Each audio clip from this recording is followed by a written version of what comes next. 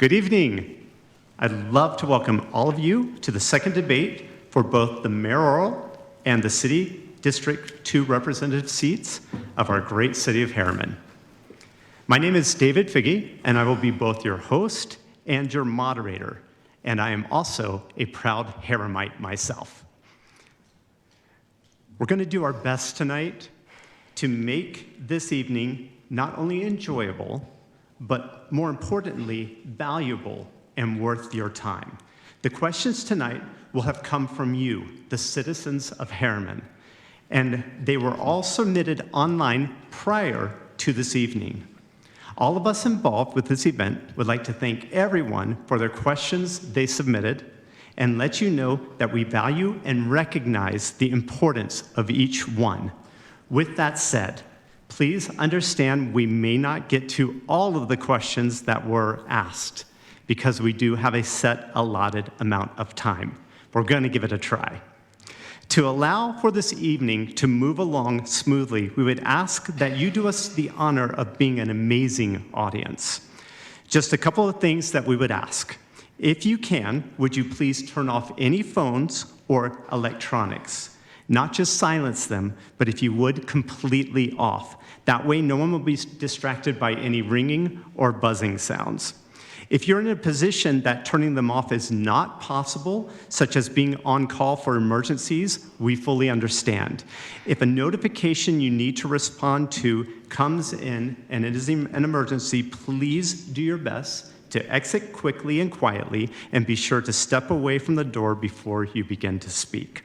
Also, as an audience, if you would be so gracious as to not applaud after or during any candidate speaking. I will call for an applause at the end of each debate, so feel free to clap with gusto at that point. Thank you in advance for helping us out with all of this. All right, the rules for tonight are fairly simple. We're going to try to have a civil debate. We'll see how it works out. The candidates' debates will last about 2.5 hours. The District 2 representatives, their debate will be up first and will run for approximately 35 to 45 minutes. The mayoral debate will begin shortly after the conclusion of the District 2 debate and will run approximately 90 minutes. Do not fear. I will give us time for a break in between the two debates. The washrooms are located right out this door and right in this hallway. We'll have about a 5 to 10 minute break, and I'll tell you the exact time we will need to return so we'll get going again. We will do that so that I and you can remain comfortable and attentive. Each candidate will be given 2 to 3 minutes to introduce themselves and their election platform. Candidates, we ask that you would maintain focus on your respective campaigns and platform. And please, no personal attacks on other candidates, the panel, or former elected officials. If that does start to happen, I will immediately step in and redirect the conversation. Candidates, technology usage throughout the debate will be prohibited. I, as the moderator, will address the questions to all the candidates. Your responses will be limited to 2 minutes, and we will cover subject matter tonight, including experience, economic development, transparency, high-density housing, budgeting, redistricting, and infrastructure. We have predetermined the order of the questions that are to be asked from the inquiries we received from citizens, and I will alternate the order of who receives the question. Myself and the production staff will keep candidates informed on their elapsed time, and we will enforce these limits. As you can see, we have a 10-second warning and a time's up. If, for some reason, your answer to a question elicits a follow-up question from myself, you will be given an additional 30 seconds to respond. And if the other candidate talks about you as a candidate, we will also give you a 30-second response at that point. If time allows, I will be willing to do additional questions. The likelihood of that, after seeing all the questions that did come in, is going to be pretty low. But just in case, if you have something you might want to write down for us, feel free to do so. And if we do have time, I will have someone come and pick it up near the end of the debate. As each debate concludes, there will be a 90-second closing statement from each candidate. Closing statements allow each candidate an opportunity to speak about themselves rather than make changes or attacks that have not been previously raised during the debate. Does everybody agree with the rules of the debate? Excellent. So we are going to, oh, you have a question? No, I was going to say Okay. yes. Okay. But I nodded. Okay. We are going to flip a challenge coin from Herriman City. This will be heads. This will be tails. Would you like to call it? I'll let no. Teddy. Heads. Heads. If it is heads, you will go first. I always forget that one part right there. It is heads. Teddy, you will get the first question. Actually, you will go first in introducing yourself.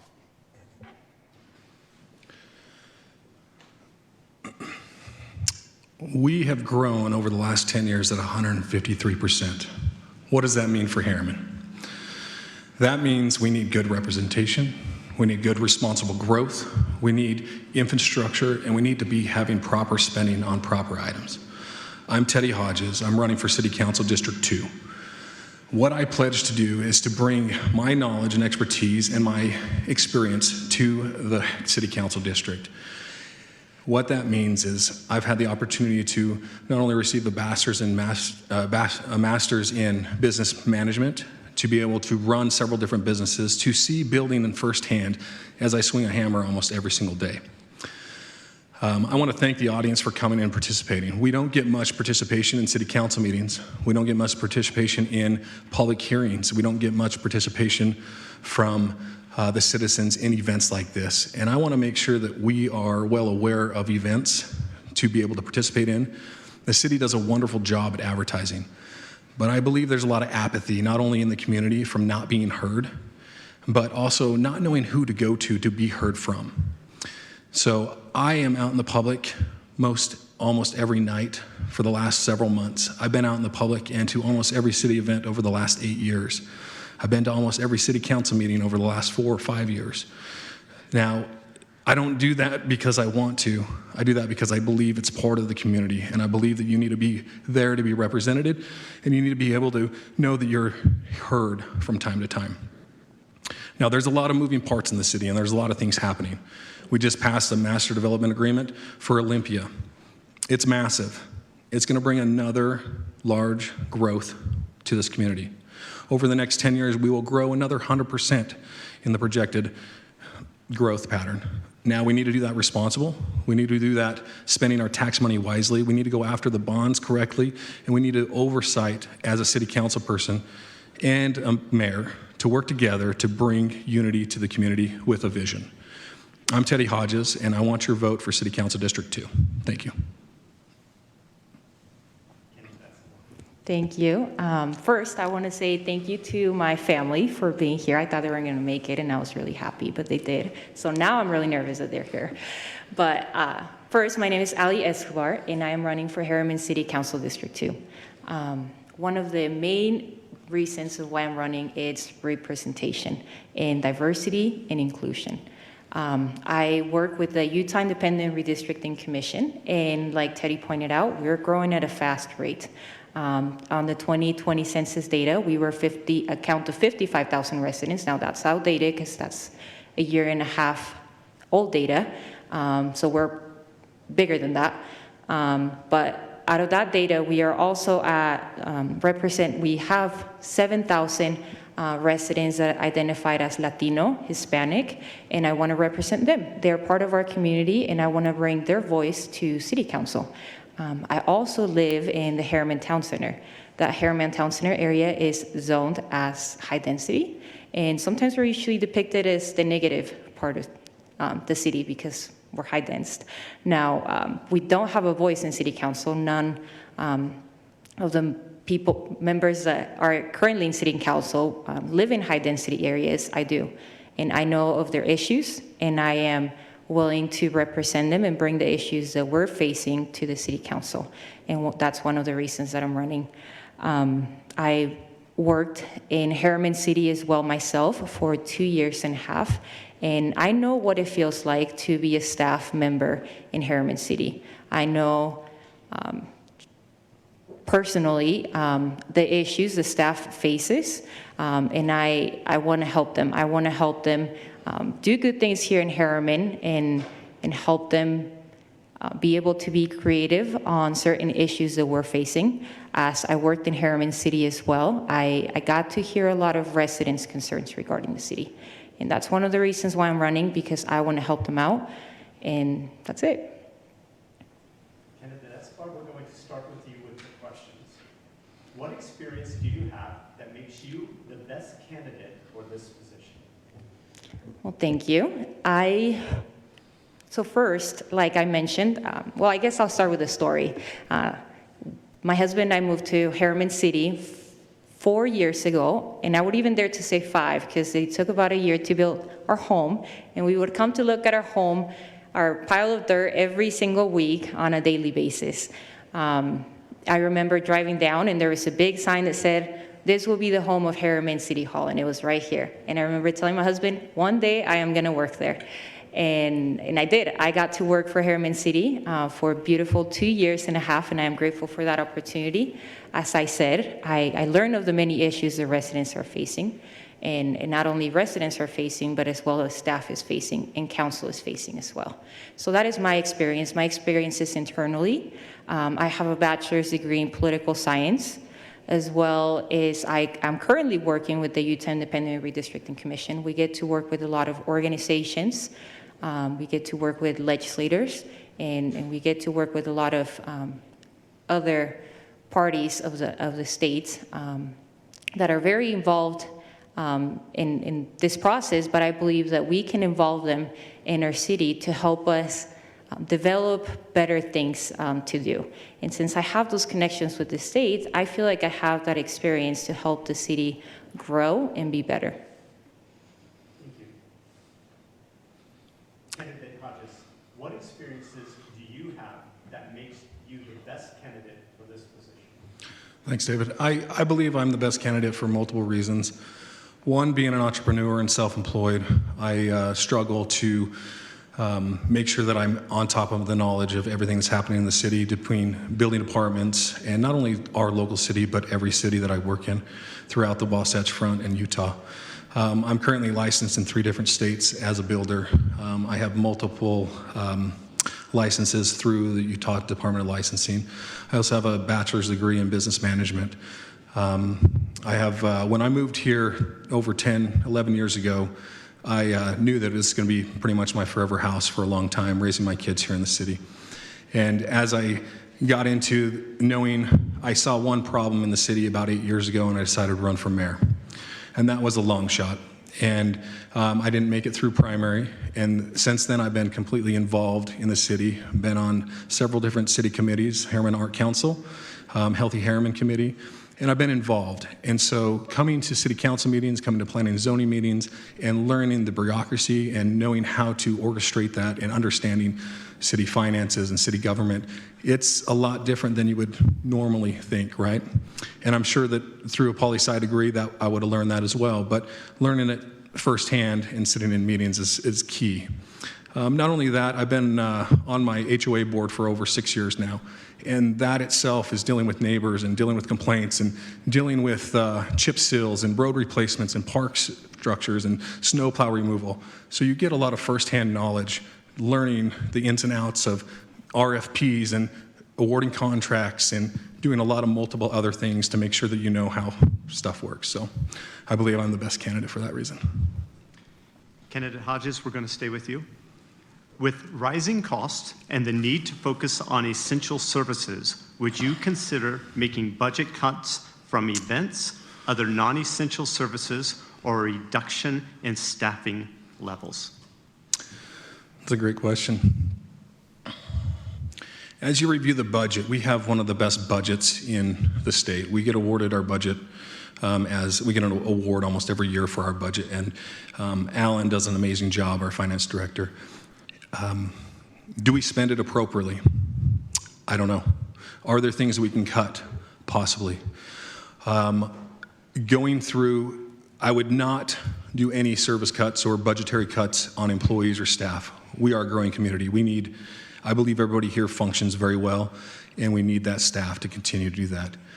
Are there extraordinary services that we may provide? Possibly, but I haven't been in those seats or those meetings to figure out what and where those items are being spent and effectively spent. And we had the same conversation over the last couple of weeks with residents is, are taxes going to raise? Are we living on one-time money? Are we over-exceeding our budget? We are running short on capital improvements. We have so many projects that we still need money for. Olympia will help relieve that for a short period of time, but we need to have economic development. Same question to you. Let me repeat it. Thank you.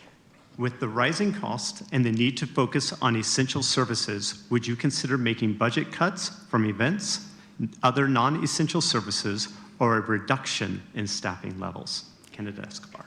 So working in Herriman City, I would agree with Teddy. We are a growing community, and with a growing community, there needs to be growing staff. And in fact, when I worked here, there was not enough people in order to do all the things that needed to be taken care of in the city. So the answer is no. No cuts. Probably they need to be distributed better in certain areas. Absolutely.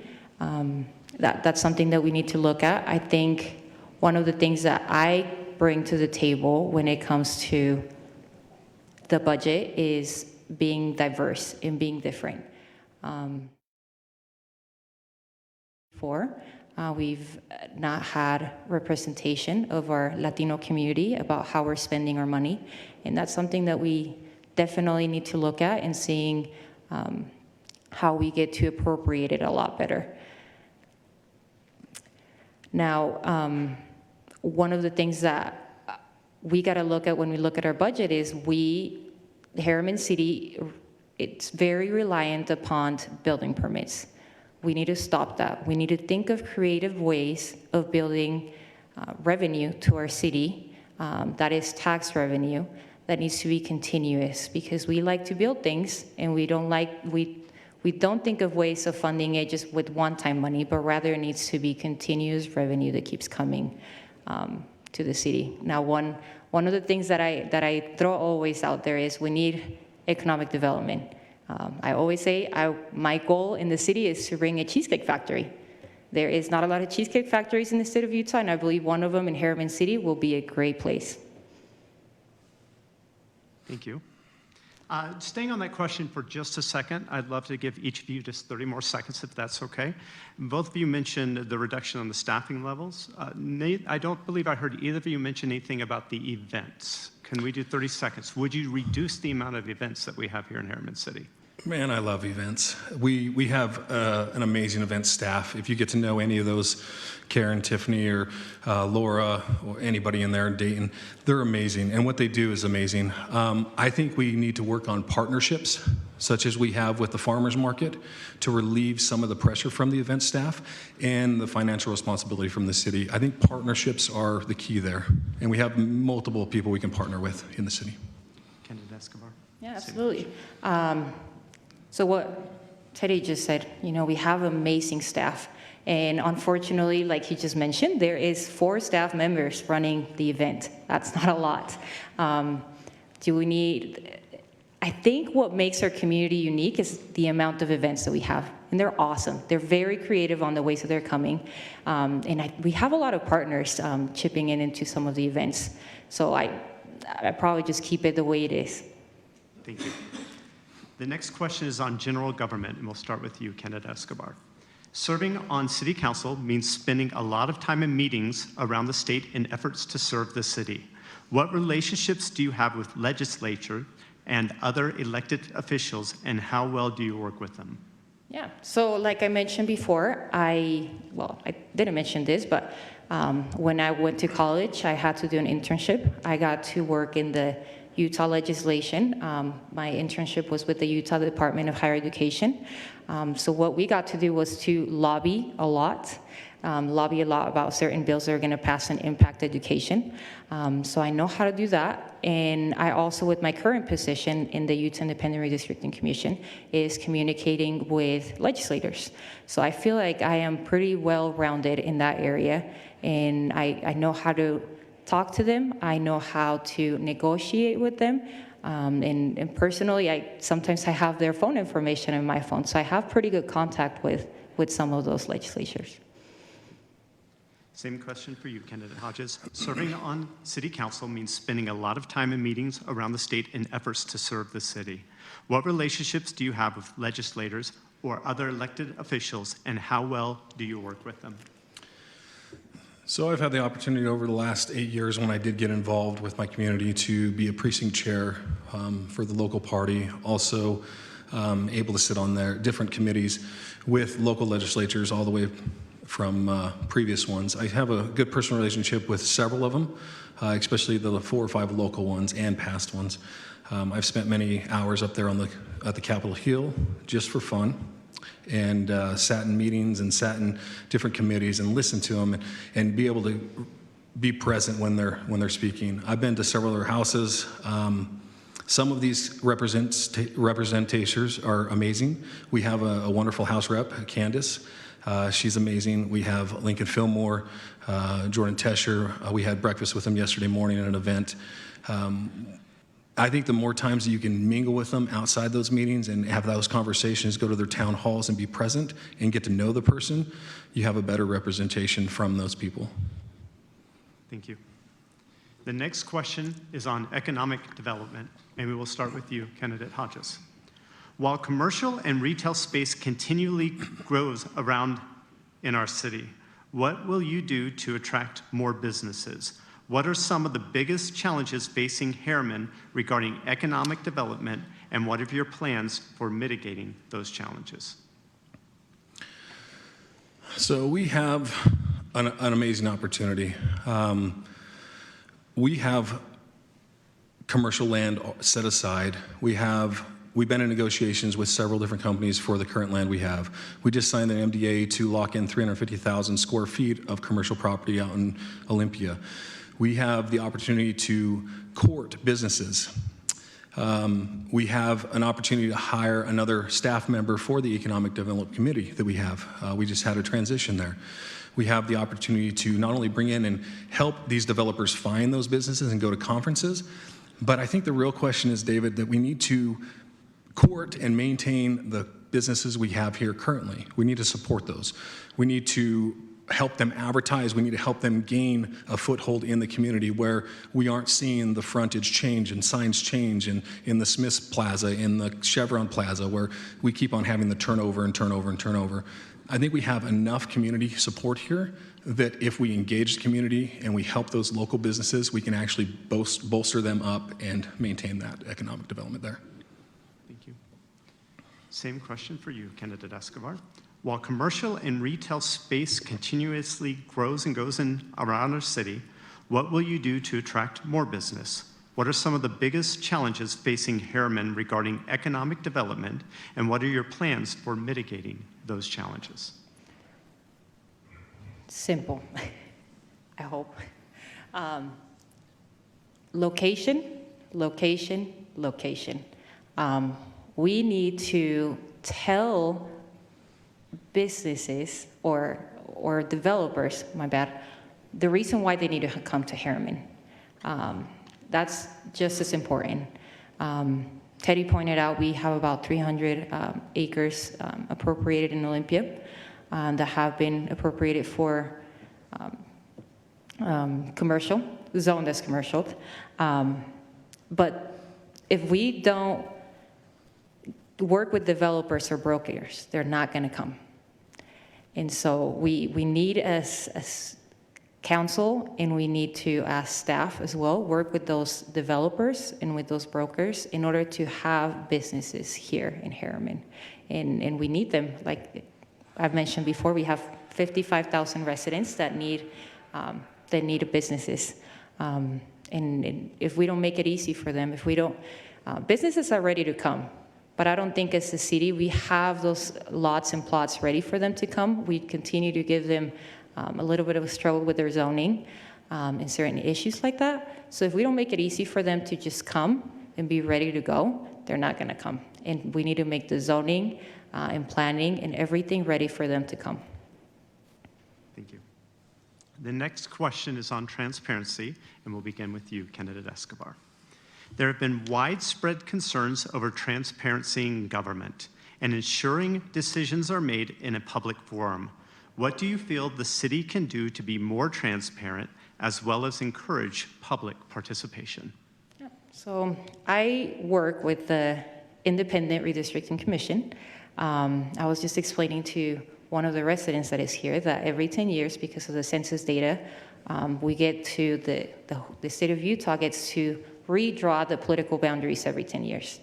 Now, usually it's more politicians drawing these lines behind closed doors, and all of a sudden they come out with new maps, and then we have new political boundaries. That's not transparent. What we're doing in the Independent Commission is we're putting it on YouTube live for people to see how we are mapping. Now, regarding transparency, I've been doing this all along. I've been working in government.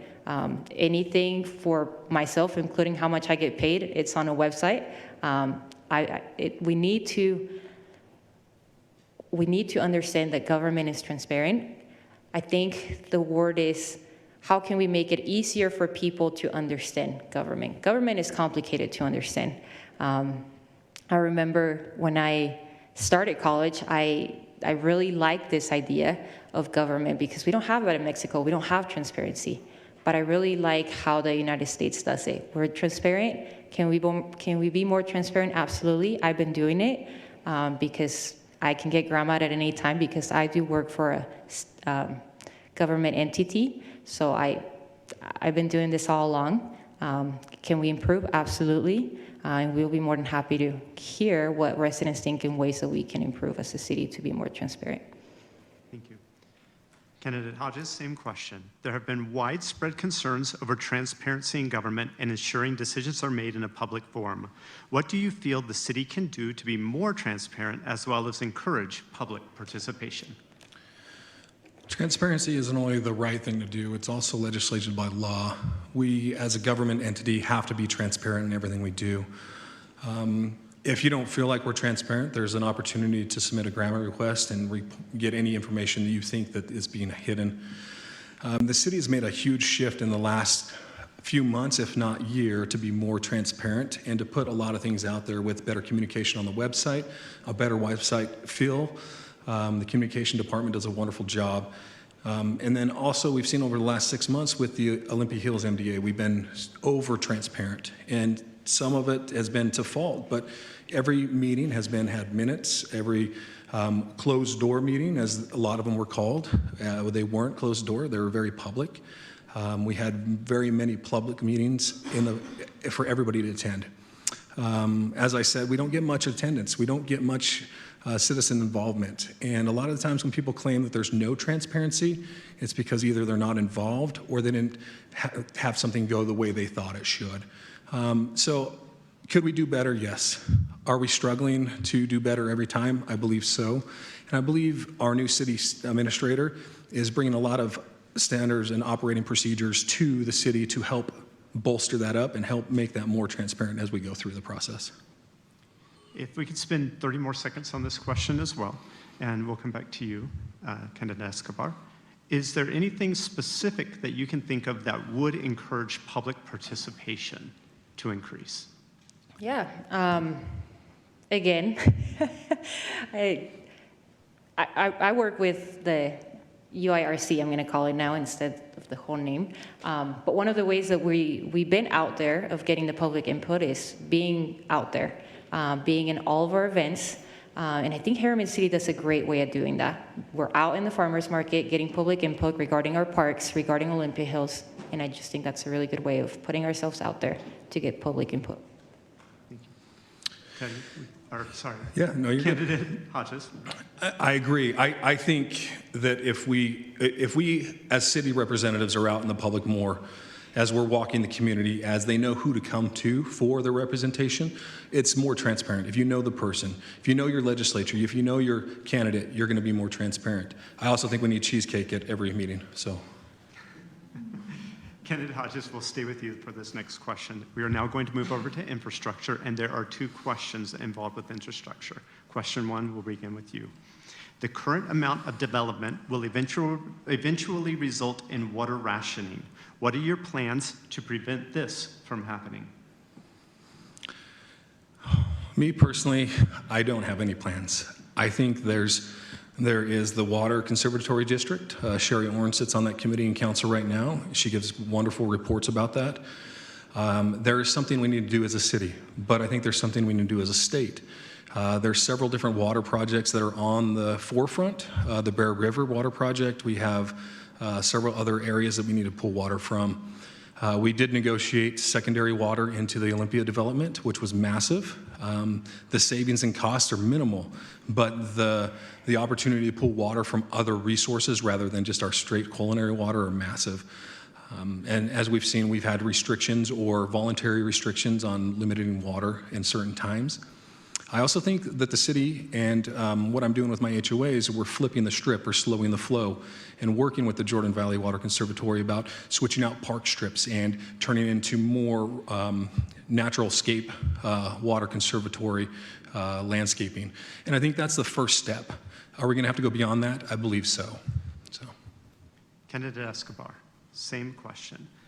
The current amount of development will eventually result in water rationing. What are your plans to prevent this from happening?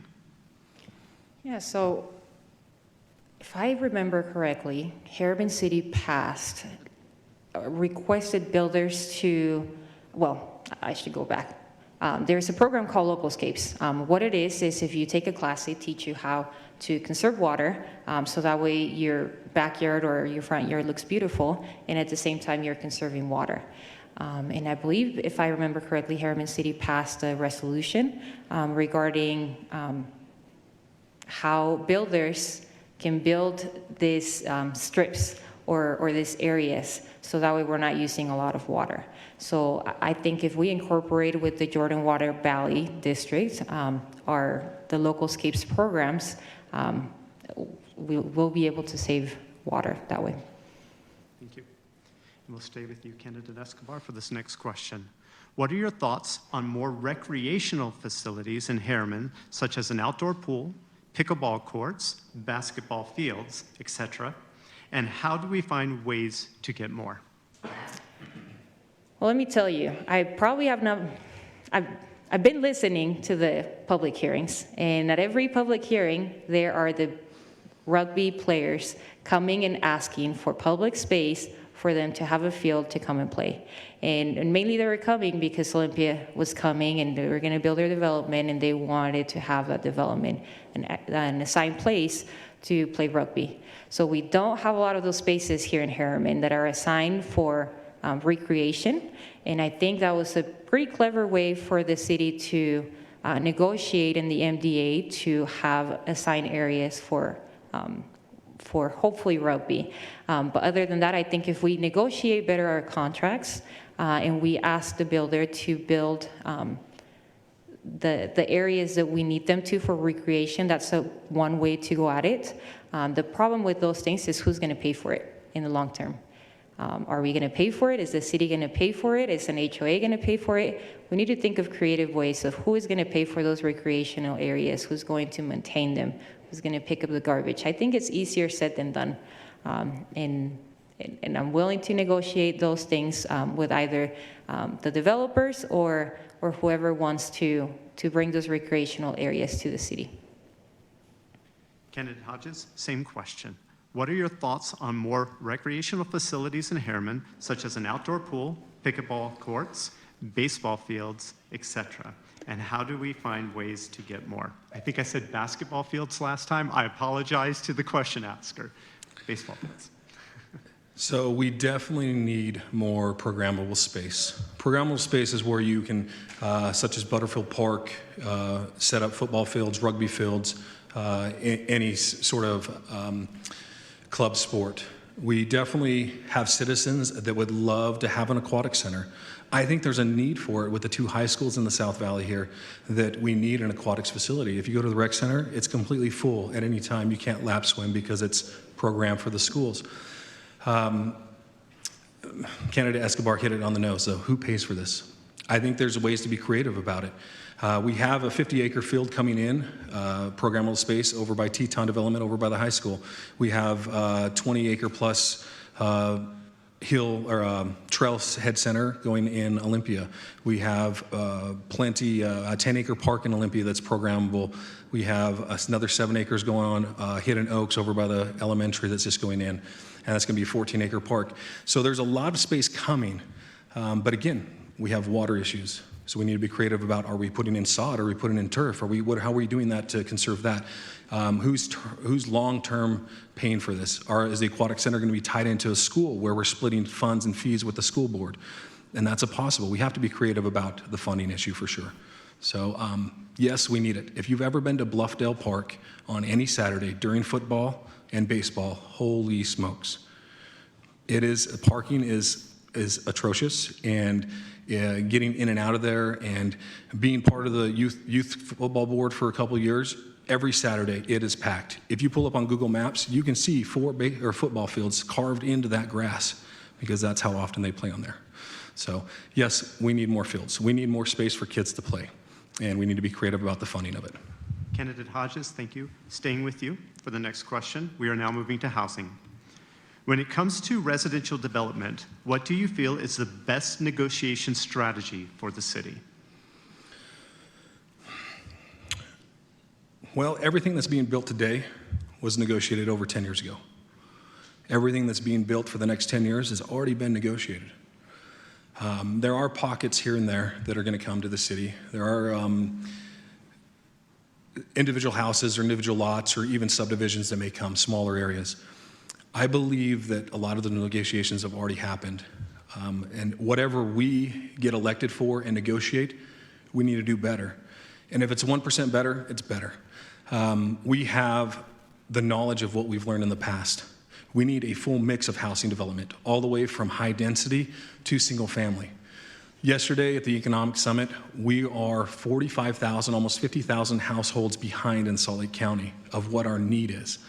And now we're not talking single family, we're talking all the way through townhomes, apartments, condos, twin homes, all the way through. So we need a complete mix of housing, but we need to do it properly in those urban centers, in those economic centers, in those job center locations where we don't have to add commute and time to our roads and traffic. Thank you. Candidate Escobar, same question, please. When it comes to residential development, what do you feel is the best negotiation strategy for the city?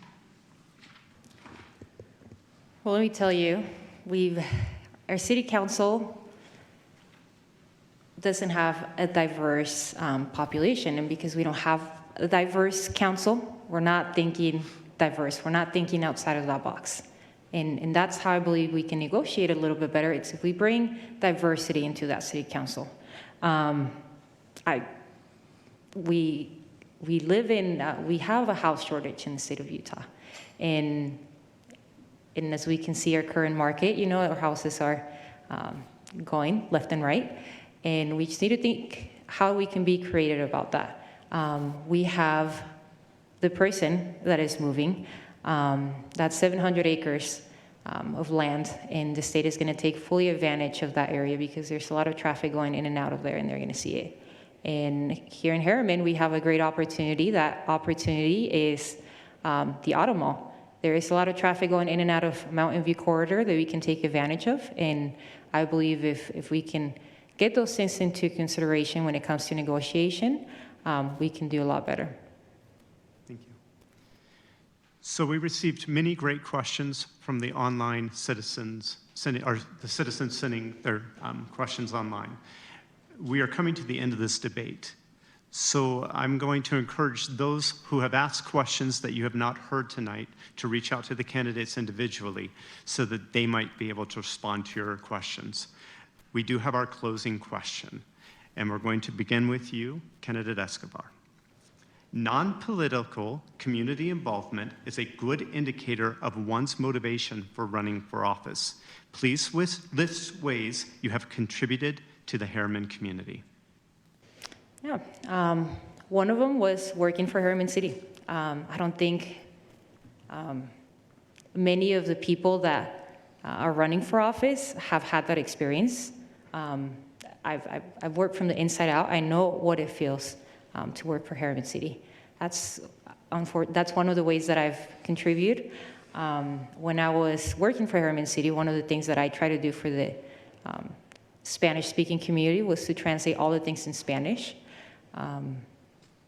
We have about 7,000 residents that, again, identified as Latino, Hispanic, and I believe we need to make them part of our community. The question is, how do we do that, and how do we better represent them? The other way that I've also been involved in the community is I've been out with neighbors sorry. I've been out with neighbors trying to make our community better. We're actually, my community is sort of brand new, so we're thinking of innovative ways of how we can make our community strong, how we can make our community better, how can we get to know each other better. Thank you. Candidate Hodges, same question. Non-political community involvement is a good indicator of one's motivation for running for office. Please list ways you have contributed to the Herriman community. So as I sit here, I'm like, wow, where do I start, right?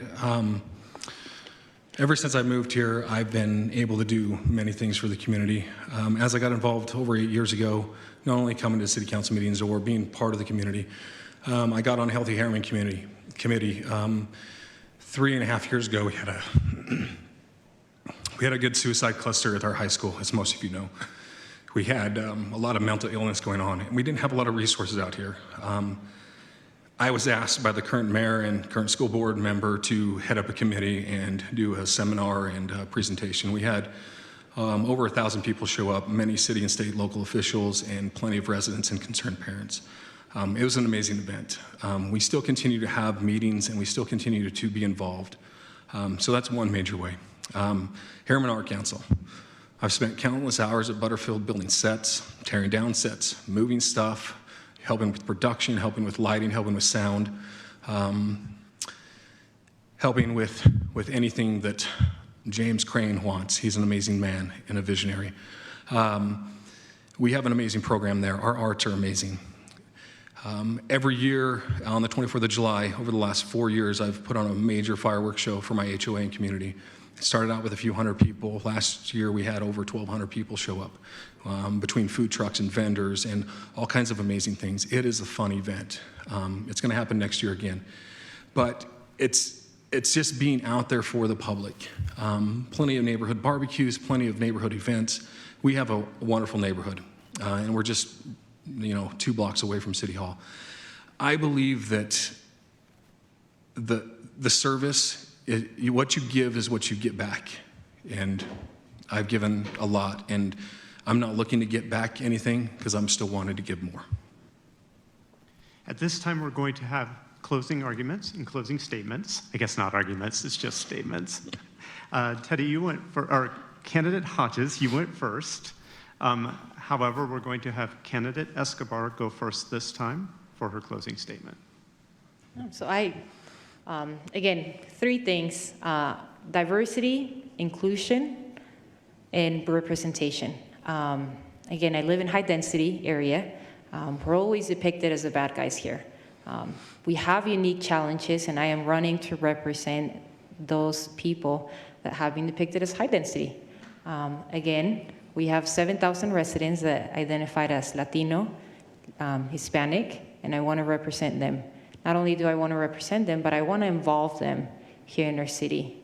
I want to one day hopefully have our cultural event, which was going to happen for the tour of Utah. It didn't because COVID hit, and we know the rest of the story. But I believe I can represent those people.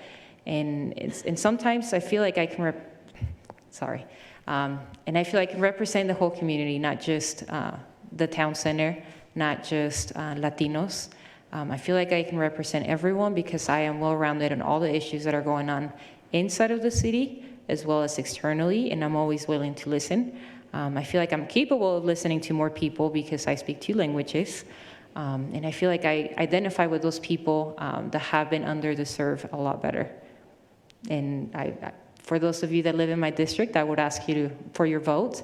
If you're more interested about learning about me, go visit escobarforcouncil.com. Thank you. Thank you. Candidate Hodges. I want to thank the public. You guys have grown over the last 20 minutes, so it's nice to see those beautiful faces. Thank you for my wife and kids to be here. Thank you, Jackie and Tammy and David and Candidate Escobar. Thank you. I also want to thank the FOP, Fraternal Order of Police, for endorsing me. It's a great endorsement to know that the first responders are encouraged to see you as a councilman. It's also great to see people outside the city on the Riverton border and in different districts asked to have a sign in my yard, or have my sign in their yard, as I believe that you don't only represent your district, but you represent the complete city. And yes, it's talking to a lot of people, and yes, it's getting out there. I believe that I have the time, the effort, and energy to be the best candidate, to be able to represent not only my district, but the city, and not only in our city, but statewide, and be able to work with the other individuals on council and be able to have a unity and to be able to draw closer as a vision of the city. We are Herriman. That's our slogan. We are inclusive. We should be welcoming our diverse community all the way from high-density housing to multi-acre lots. We are growing. We need to be open to new inventive ways to accept that growth and change with it, because we are changing. We have a lot of things that are happening in the city, and I believe the next 4 years are pivotal, and we need somebody that can sit in the council and work with the mayor, work with the other council members, and work with the administrator in the city government to further our vision and working together as we are Herriman. You can find me at Teddy or at teddymhodges.com. My phone number is 801-850-7688. Call, text. I'm here to answer any question. Thank you. Thank you.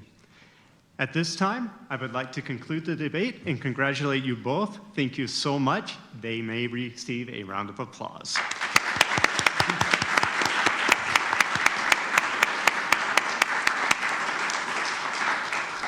We are now going to have a 10-minute break. Again, washrooms are located right outside this door and in the hallway over here.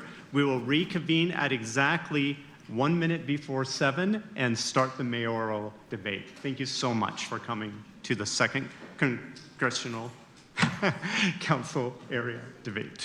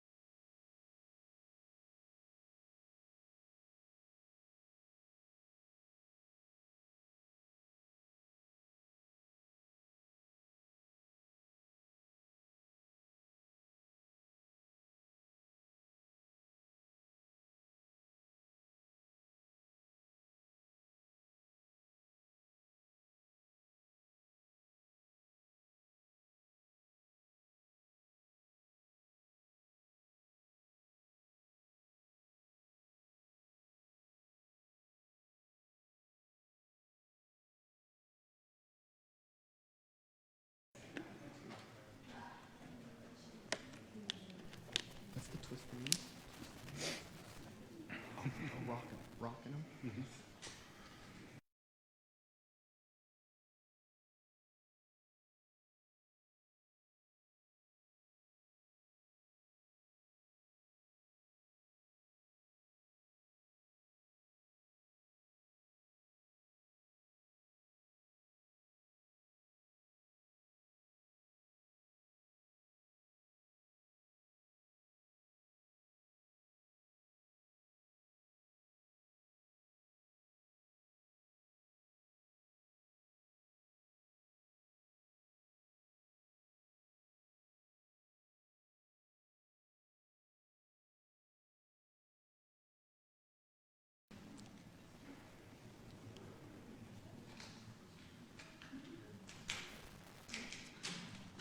I'd like to welcome everybody out to the mayoral debate for Herriman City. Both candidates, you have heard and witnessed the last debate. Do you have any question of the rules or the format? Nope. And do you both agree to those rules and format? Yes, sir. Yes, sir. Excellent. We are going to have a coin toss again to determine who will speak first. Candidate Smith, will you please Sure. call heads or tails? Let's go ahead. This time, it is tails. Excellent. Candidate Palmer, we will have you begin. Okay?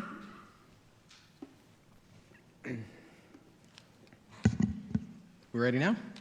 Good, David? Okay. First of all, I love Herriman. I absolutely love this city. I love this community. In the 8+ years we've lived here, we've seen growth. We've seen growth of over 100% in the 8 years we've been here. With that growth comes challenges. And I'm aware of those challenges, and I'm ready to tackle them, ready to take them on head on. The next 5 to 10 years are extremely critical for the future of our city, and a change in direction, quite frankly, right now is needed. But the future is also bright. For me, I'm not a politician. I've never done this before. I've never seen my name on a ballot. I never pictured doing this before, honestly. But for me, truly, this isn't about politics for me. This is about community service. This is about giving back, just about serving the community right now, the community that I love. For me, I have time to take this office on. Although it's not a full-time position per se, I'm willing to give up my full-time hours. I've got the availability to give up my full-time hours. That's what's needed right now. I'm ready to give that full-time commitment to this city. Because this isn't about politics, to me, it also won't be a stepping stone for me. This isn't a stepping stone to another office. My entire focus for my entire term will be on Herriman City and Herriman City alone, and just what's good for our city. I got involved in the city as a resident advocate 6 or so years ago. I didn't sit on the sidelines as we were facing some critical issues in the city. I got involved. In every job and volunteer position I've been in, I've been a leader. I've been a uniter. I've been a collaborator. And these things are needed so badly in our city right now. I've loved this process. I didn't think I would love the political process at all. I didn't think I'd want to go out and knock doors. But I've been knocking doors since March. 2 or 3 days a week, I've been out knocking doors. I've been at dozens of community events. And it reminded me what I love about Herriman, and that is the people. I have met the most amazing people through this process as I've been knocking doors into these events. That's what I love about this. That's why I want to do this. That's why I want to be involved in serving the residents of this city. We're a diverse city now, and I want to make sure that all of the voices are heard in the city. We are Herriman, as our model says, but I also believe we can become one Herriman. I want to introduce my wife is here. I've got my wife, Christy, of 12 years. I have 5 kids. My youngest is here with us today. I'm a stay-at-home dad after a very successful run in the industrial sales business, both nationally and locally. I continue to work part-time for the Utah Youth Soccer Association, overseeing recreation soccer for the entire state of Utah. But I'm grateful to be here today. I'm grateful for those that have set this up. I'm looking forward to a great night tonight. So thank you. Candidate Smith. Thank you. My name is Clint Smith. I'm running for mayor of this great city of ours of Herriman. I want to start out by just thanking each of you for taking time out of your schedules to be here tonight, to listen to us, to help make informed decisions, because that's what it's all about, is making good, educated, informed decisions for the rest of of our future really depends on it. We have a lot of things that we need to tackle, and I'm prepared to tackle those. I want to thank my wife and my 2 kids for being here tonight, because there's nothing that I could do in life without them and without their support. Sometimes begrudgingly a little bit. This is a tedious process, but nonetheless they are here, and I thank them for that. I learned very on as a child the importance of community service. I had a father who was active in the community. I grew up in Draper, a small farming community just like Herriman used to be. And it was about being involved. It was about making a difference. And that was just one of the core values that I grew up with, seeing both of my parents serve in our community. My dad on several boards and commissions before running for office, serving on the city council and as mayor of that community. And my mom working as a volunteer on the ambulance in our community. That was just part of who we are. That's part of how we were raised. And so my community service has been based on the founding principles that my parents taught me. I've lived in this community now for over 22 and a half years. There was about 1,000 people when my wife and I chose Herriman to make our home and to raise our family. And there's been a significant amount of change, to say the least, in the 22 and a half years that we've been here. I've been here to experience it, and I've been part of it, and I've been involved in it.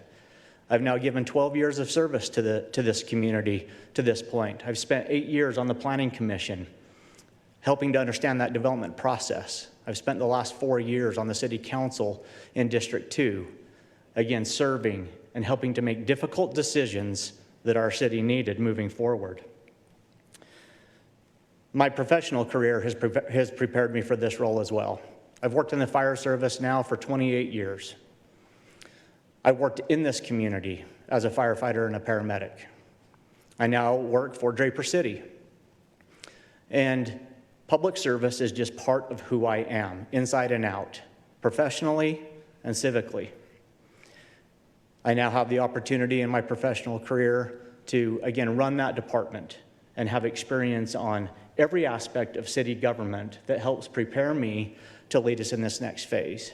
I'm experienced, I'm prepared, I'm passionate, and I ask for your vote. Thank you.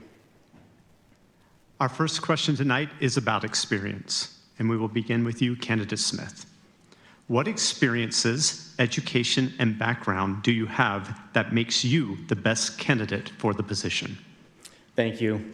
Again, I just was able to touch on that a little bit briefly in my introductory statement.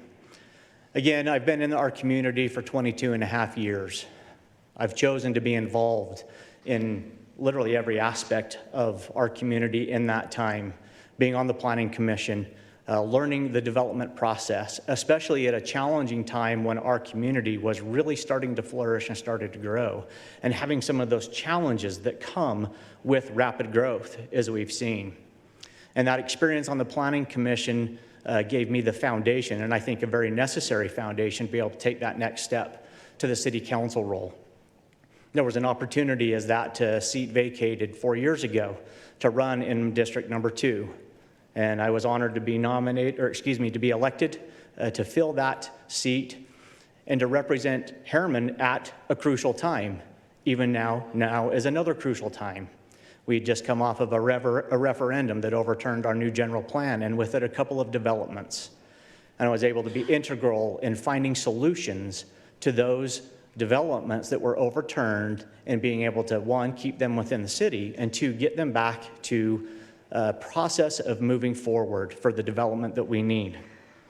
Again, I've worked in public sector for the last 28 years professionally.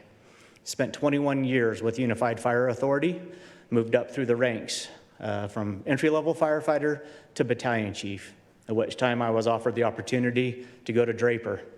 And I built a fire department from the ground up. I went there as a new chief, as the only employee, as they decided to bring those services in-house, and I built a fire department in 9 months from the ground up. I understand budgeting.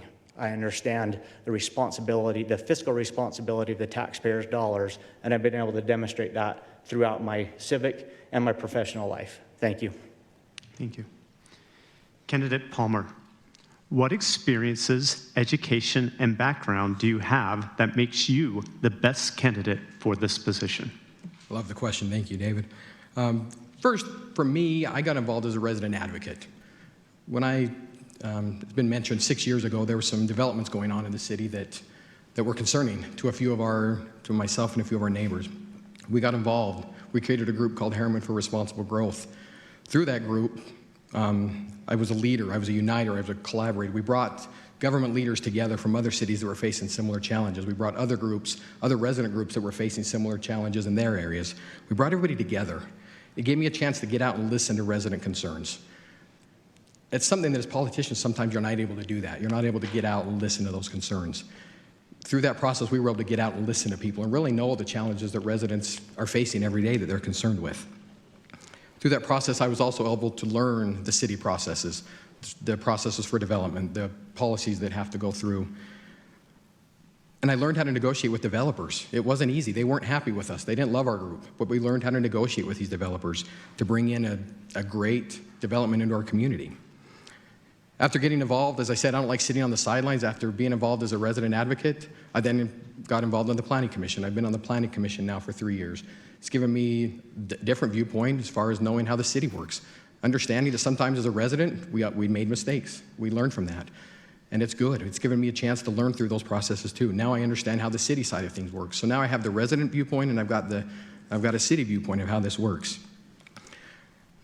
We went through the general plan process as a planning commission recently. That's going to be a very critical document that we're getting ready to. I probably won't be able to get through this term before the change is over. It's probably going to have to be pushed into the next term. That's going to be my experience on the planning commission will help through that planning process. And my sales background will help me in relationships. Sales is all about relationships. That's going to be critical as we move forward with the city, both with our government partners and with business partners as we work to shore things up. Thank you. The next area is finance, and we'll begin with you, Candidate Palmer. The Herriman city budget depends largely on one-time fees from building permits. This has resulted in an out-of-control real estate development. What are your plans for increasing Herriman revenues so the city is not solely depending on increased real estate development to pay for its operations? Boy, that's a great question.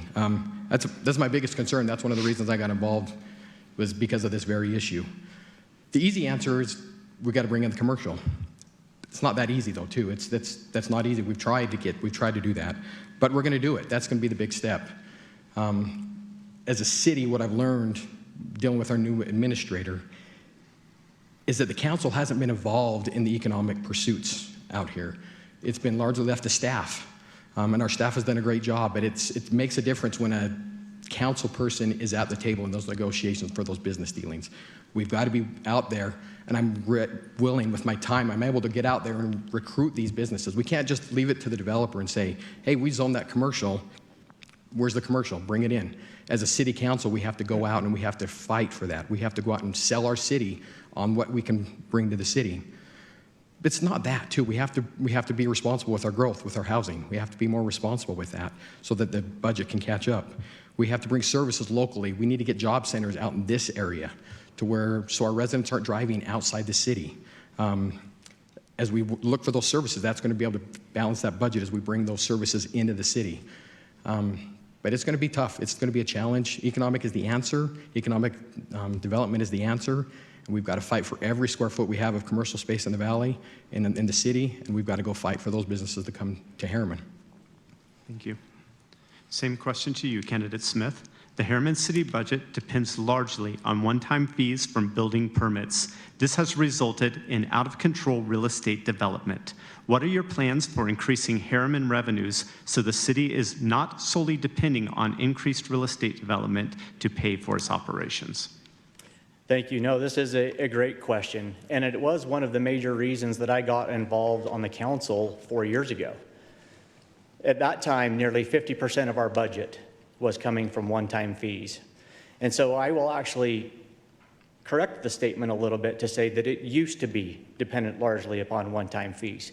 Because in the last 4 years, we've been able to reach, in 2018, 44% of our budget was those one-time fees. And over the last 4 years, in our current fiscal year that we've adopted, we are below 18% of our budget that is dependent on one-time fees. Now, that's come with effective budget management principles. Again, I have the experience in civic finance, in running departments efficiently, in being responsible with the taxpayer dollars. Do we still have room to work on? Absolutely we do. We need to continue to decrease and bring that dependency on those one-time fees even lower. Now, the housing market has been largely what has been driving that need. You already heard earlier tonight that we're 45,000 housing units behind in stock. And so the housing market has been going crazy. But in that frenzy, I have helped to bring those fees and our dependency on those down. We can do that even more by attracting good economic development. And it's been a focus of mine. But we have created some challenges for developers, for commercial developments, honestly, in our city. And we need to focus on streamlining that pathway to help get them in here.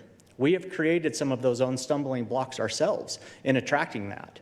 We have to be able to go out and work with the players that will help us market and bring in those big players. We need to work with EDC Utah. We need to work with GOEO, or the Government's Office of Economic Opportunity, and a new retail coach that we have now entrusted with their services to help us find and bring in that economic development. Thank you. Staying in the finance area and staying with you, Candidate Smith. The city's organizational structure seems to be heavy with managers and directors at a cost to the city. Would you be willing to re-examine the level of employees the city needs and adjust if necessary? We go through an examination of our staffing with every fiscal budget that we pass. And I will tell you that we run lean in this city. The level of staffing that we have in this city, for the size of city that we are and the amount of services that we provide, is actually remarkable. One of the things that our managers have done a fantastic job at is, obviously the pandemic made us take a pause in what our last year fiscal plan was moving forward. That really put uncertainty in what was our sales tax revenue going to be, how much of an impact in our budget were we going to have. And we held off on hiring a number of positions that have been included and approved in last year's fiscal budget. Remarkably, what happened was during that time is that our staff, which I think is fantastic, and there are none better, our staff became even more efficient. And so when they had the opportunity in this fiscal budget to ask for those same allocations back, most of them did not. Even though they had identified a need previously, they did not this year because we learned how to operate more efficiently, more effectively through that pandemic process. As painful as that was, there was a lot of good and a lot of good learning that came from that. I don't think that we have any room to reduce what we currently have as far as staffing. I believe that we have a need for staffing, and I don't believe that we are top-heavy with managers. We have fantastic staff, and if you look at the ratio that's out there, we've done a lot over the last couple of years to do some reorganization, to bring those more in line with government practices. And I think we are doing a fantastic job. But we are growing. We are going to need more of the laboring staff to help provide those essential services that we're going to have to plan on in the future. But they are not in this budget, and we will wait till we have the budget to support them. Thank you. Candidate Palmer, the city's organizational structure seems to be heavy with managers and directors at a cost to the city. Would you be willing to re-examine the level of employees the city needs and adjust it if necessary?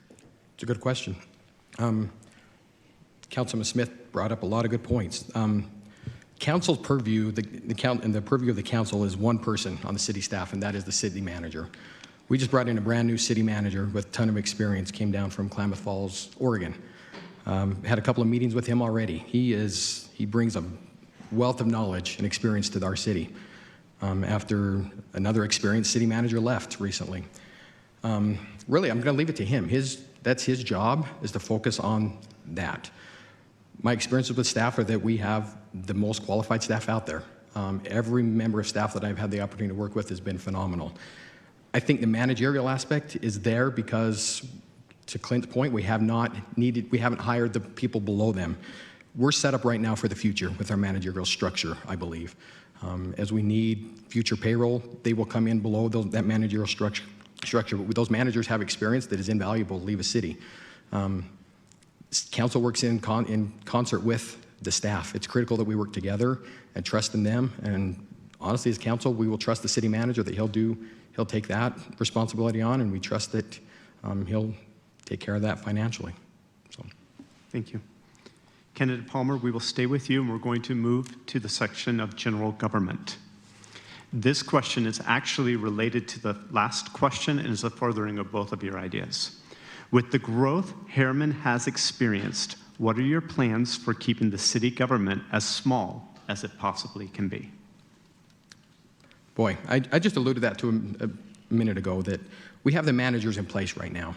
Now it's hiring the good people below them that can keep each department functioning properly. We have experience in this city. That's one thing we have with our staff. We have a ton of experience. We have to make sure we maintain that staff here. Wages, it's become apparent the wages are becoming an issue. We're going to have to pay higher wages to keep good people out here. We're going to have to fight to keep wages competitive so that we don't lose the experience out of this city. The growth will come. It's coming. We've got to fill the right departments. The police are going to need it. The fire is going to need it. We've got to support those critical needs. Everything else we'll have to fill in as the budget needs, as the budget dictates. It's not going to be easy. It's going to be tough. That's going to be one of our challenges moving forward. It's already been a challenge. It's going to be a challenge moving forward. But we can, as a staff and council, we can accomplish that together. Thank you. Candidate Smith, same question. With the growth Herriman has experienced, what are your plans for keeping city government as small as it possibly can be? Thank you. I'm a small government advocate. I don't believe in the overreach sometimes that we see in government. And I just talked to the fact that I think we have done a lot already in the past couple of years. Again, there's some good things that came out of the pandemic and how we have adjusted, how we have delayed, and how we've been able to continue delay because of the efficiency that we've been able to develop within our core staff here in the city. We have, again, fantastic staff, fantastic trained staff that are good at their jobs, and we rely on them every day to keep those core functions moving. One of the things that we really have to do, and we've set up to do, and I've been a big part in that over the last couple of years, is to provide absolute transparency in the budget for people to be able to see exactly where their money is being spent. And one of the ways that we've been able to do that is actually two ways. It's twofold. We've brought our police services in-house. We withdrew first from the service area provided by UPD, the Salt Lake Valley Law Enforcement Service Area, and then that followed by actually the decision to bring our full police department in-house. I can tell you that even though we created our own Herriman City Safety Enforcement Area for the funding component of police only, that has been able to help keep costs down. I can tell you that the cost that we are charging in that Herriman City Safety Enforcement Area, the mill levy this year that we kept in place, is less than it would be if we were still with Salt Lake County. That went up this year. We've been able to control costs. We've been able to keep that down. We've been able to have transparency. We are now working on the same for the fire side, to where that budget is separate from the general fund, and it shows transparency in budgeting so that you can see exactly where your tax dollars are going to keep us small. Thank you. Candidate Smith, staying with you. What would you say to those who feel the city caters more to developers than to the citizens? You know, that really is a great question. And the first thing I would say is that the view from one side can be very distorted at times. The view from one side of sitting at the table with the developers like we do within the city and on the city council side of things is very different from just what the public view may see. As you mentioned, there is a tremendous amount of growth. There's a tremendous amount of need for growth. And we have to be responsible in the way that we do that because we have land to be developed. So what I would say in those that say we cater to them is that they only get part of the picture. My statement every time I deal with developers is that you're not just building somebody's house, you are building part of our community.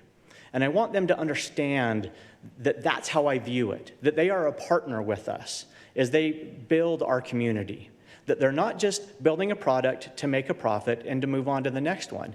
I always say them, I want them to be proud of what they put in this community so that we can be proud to call it part of Herriman.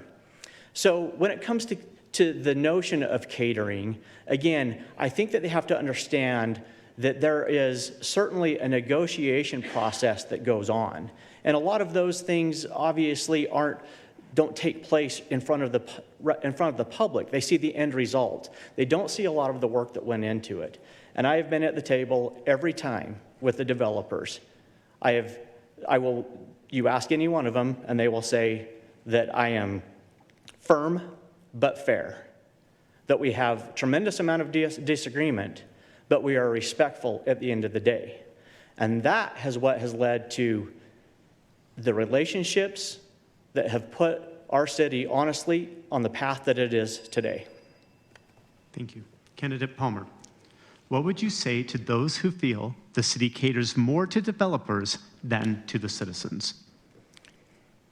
I believe they have a point. I think as a city, as I've sat through meetings, too many times I hear, well, the developer, what about the developer? Too many times when we've approved some developments out here, we haven't fought enough for the city. What is good for the city? What are we getting out of a development that benefits the city? We've approved a lot of high-density growth in this area, and you'll find that I'm not against high density.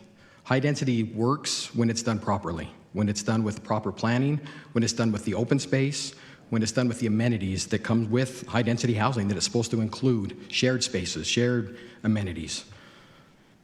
We haven't got that as a city. We have not, in a lot of the newer developments, possibly. A lot of the older developments, we haven't fought for that. We haven't fought for those amenities. To get high density, you've got to have those features. We haven't got it. I'm not against people living in these houses. We need to push back. It's time to fight for our city. It's time to fight for the residents to live here, for the future residents in these developments. Too many times our decisions are based on finances and what is best for the future as far as financially. Developers, yes, they're just doing their job. They're here to make money. I do not fault developers for that. But at the same time, as council, we are here to fight for the city. We are here to fight for the residents, to fight for what is best for the city. And that's what I will do if I'm elected, is fight for the city first, and developers second. Thank you. Candidate Palmer, staying with you, please. Serving as mayor means spending a lot of time in meetings around the state in efforts to serve the city. What relationships do you have with legislators and other elected officials, and how well do you work with them? Great question. I've worked with all of them. I've worked with those leaders from neighboring cities. I've worked with, I know the mayors of every neighboring city to ours, South Jordan, Riverton, Bluffdale, even Copperton. I know the city administrator over in Copperton. I work well with them. A lot of them have supported me in my efforts to run for mayor. We helped elect, the group I was a part of, helped elect 6 county council members this past election cycle. I have great relationships with them. We helped get them elected. They're going to help me fight for our area now that they're in office. I work very well with our state legislators. Candace Perucci, our legislator, has endorsed me. Jordan Tusher's come out to my events in support and has offered his support in any way in my campaign. These relationships are so critical to our future. We have to fight for every single dollar we can from the state, from the county. They're a critical partner to this area. Can we improve on those relationships? Absolutely. We can absolutely improve on those relationships. We haven't had those relationships completely as a council. Individually, there's some relationships out there, but as a council, as a city, we haven't had those relationships. We've kind of been on an island out here due to some issues in the city. So it's critical right now that we get out and we mend those bridges and we start working with those partners again in a very critical way. Candidate Smith. Serving as mayor means spending a lot of time in meetings around the state in efforts to serve the city. What relationships do you have with legislators and other elected officials, and how well do you work with them? Thank you. I will tell you that it's not that I will be, it's that I am spending time in those meetings currently. I have those relationships currently. I know what it takes to work with them. What a mayor needs to be able to do is to work in those realms for the greater good, to represent the city. Not just an individual relationship, but a relationship that benefits the whole city. I serve on the Wasatch Front Regional Committee, Utah League of Cities and Town. I'm a board member on that. I sit on the Conference of Mayors. I'm the vice chair of that committee. I sit on the Transportation Committee. I sit on the Joint Policy Committee.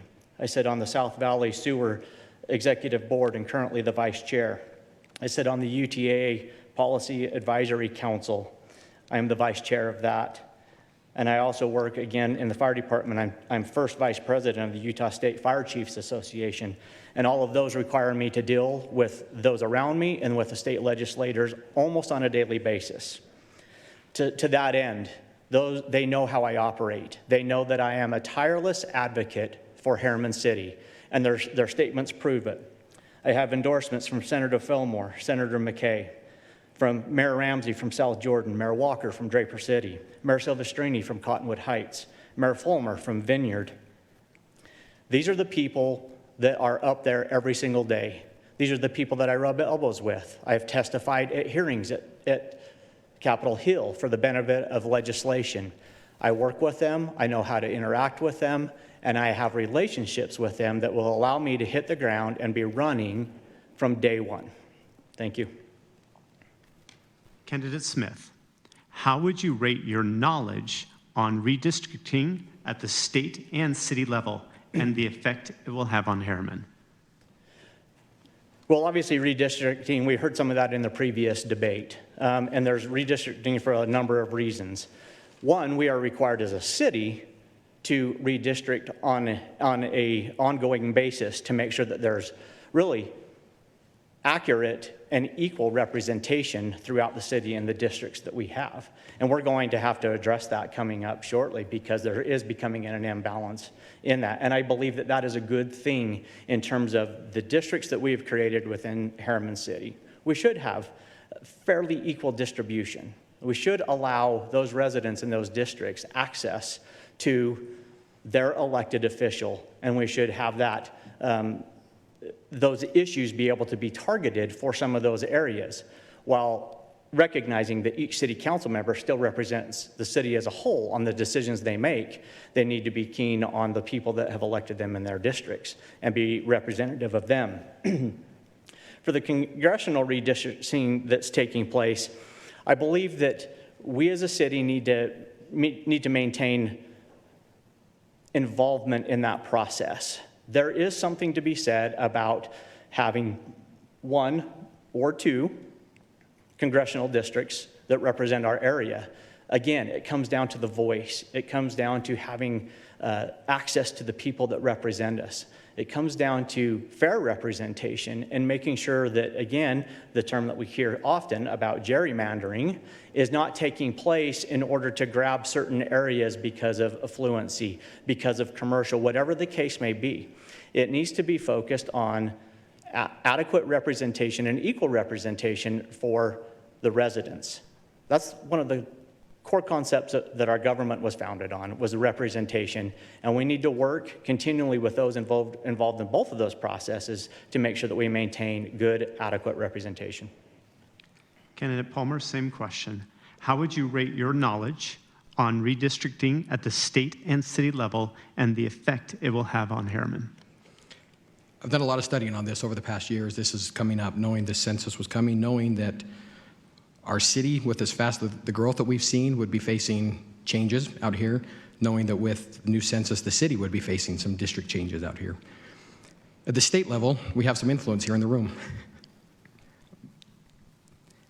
Hoping for another Senate seat out here. As I've talked to Representative Tusher and Representative Perucci, there's push for a new Senate seat representing Herriman. With the growth that we're going to see, we could see 120,000 people out here by the time we redistrict again in 10 years. We have to work with the redistricting committee and our legislators to look not just where we're at now, but to take into account that growth that we're going to see in 10 years, that growth that is entitled. Whether or not we get that Senate seat out this way, it's critical that we fight for people that represent us. I was talking to Darrell Robinson, who's on the school board. He's represented by Senator Anderegg, who Senator Anderegg has 1 or 2 streets in Herriman City. He never spends any time out here. He doesn't send mailers out here. He doesn't even campaign out here because it's just one street. His focus is on another end of the valley. We need to make sure that we're represented in our city by those who care about us, who want to listen to us. And right now we have great representation out here with Representative Perucci, Representative Tusher, Senator McKay, Senator Fillmore. But we have to fight now. We've got to listen to the people. We've got to get the people involved in this process. The Redistricting Committee has done a great job of putting the maps out there. It's so creative. You can get in there and create all sorts of different maps and play with that. It's critical we get citizen involvement and push that out there.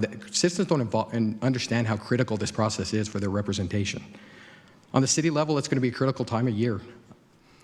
Right now, of the 5 councilmen, on the 5 on the council right now, all of them live 4,800 west or further west. We have to do a better job at giving representation to the east side of our city so that they do feel like they have a voice in the city.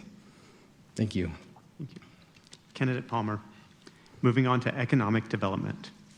What efforts will you put into attracting new businesses and expanding the tax base while creating job opportunities in such fields as technology? Thank you. Finally, at my wheelhouse here. Economic development is going to be the most critical thing that we will do for the next 4 years, in my opinion.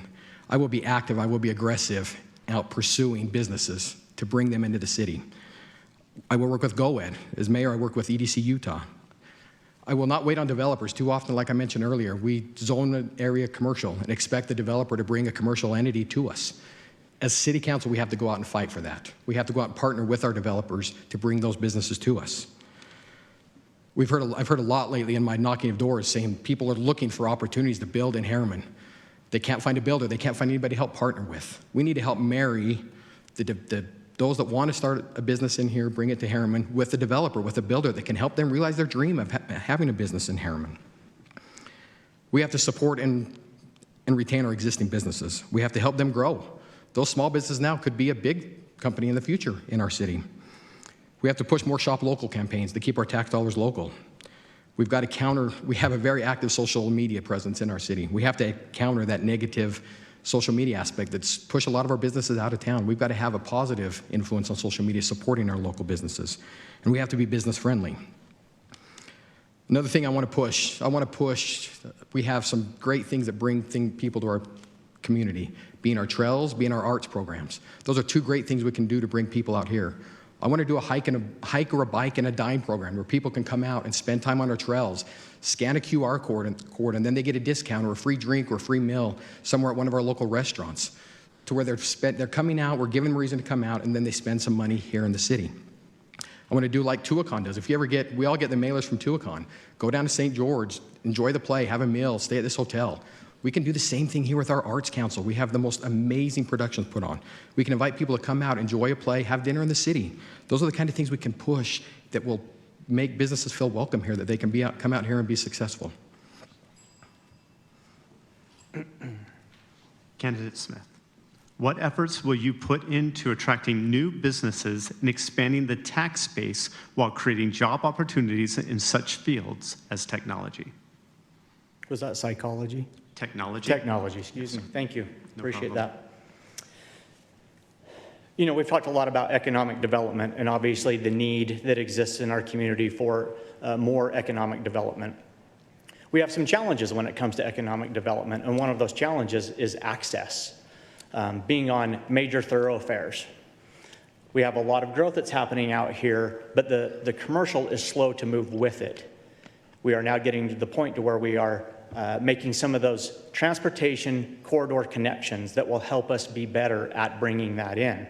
I've been a huge advocate and helped to bring in those transportation dollars to fix some of those transportation infrastructure needs that we have to allow for that to happen. One of the biggest opportunities that we have in our community right now is in automobile buying. A recent study done for the city shows that we have $77 million in buying power in the automobile and auto parts industry in our area alone. And right now, every bit of that is leaking out because we don't have access to those types of services within our community. That's why as a council and as an individual, I've been so focused on developing the auto mall property right off of Mountain View Corridor. It is essential that we look to where we have the greatest opportunities for growth. Again, automobile sales and parts. The one that follows that is actually restaurant services, sit-down restaurant services. We've heard that before, right? I absolutely agree we need a cheesecake factory. Love Cheesecake Factory. But we need other types of sit-down restaurants as well. I've been an advocate and I've been able to help bring those businesses in. When we had a failure in the Anthem project, we were able to get a new big box, and now all the services that come in around that, been able to help with the garage grill that will be opening soon on the corner. And I will continue to create a path forward for businesses. Thank you. Expanding this question just a little bit, I'm actually going to stay here for a second because I think there was a very specific word that was used in the question, so I'll allow 30 seconds for each of you. The word is technology. The specific question was about technology. Let's start with you, Candidate Palmer. Is there anything that you can think of that could target bringing technology companies to our area? Absolutely. Yesterday, I sat through an economic summit put on by the Jordan Education Foundation, talked about a new development coming to the point of the mountain called The Point. Piggyback that on Silicon Slopes going on right now. We have an undeveloped area of Herriman in the southeast corner that people don't realize even sometimes is part of Herriman. We've got that, we're gonna have 2 major corridors going through Redwood, Mountain View corridor.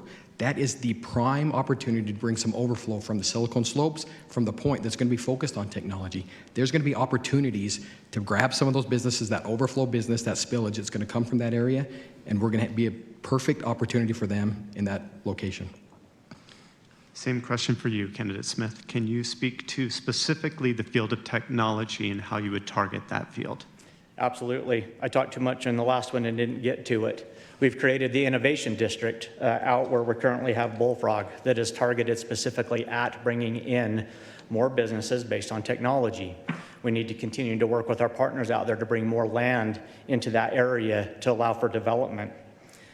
I work with individuals that sit on the Point Commission and know that we have an opportunity to tap into those businesses that will come to the Silicon Slopes area and be able to bring them through road connectivity into our city as well.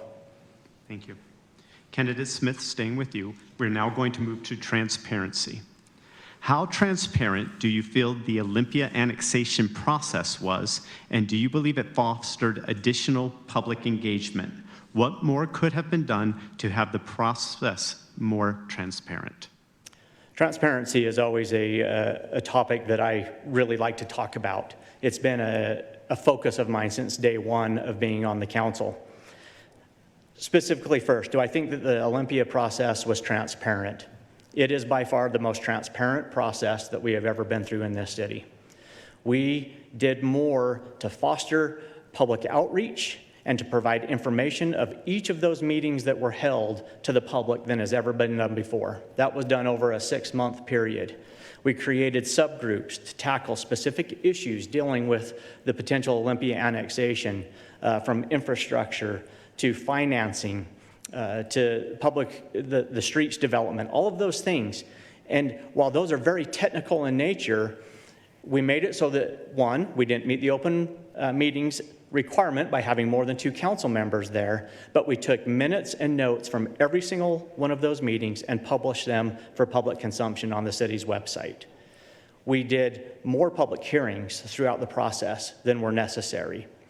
We were at Fort Herriman Days. We were at the farmers market. We were at every event possible with information available for public's consumption and eliciting their feedback, along with the online opportunities that that the city made.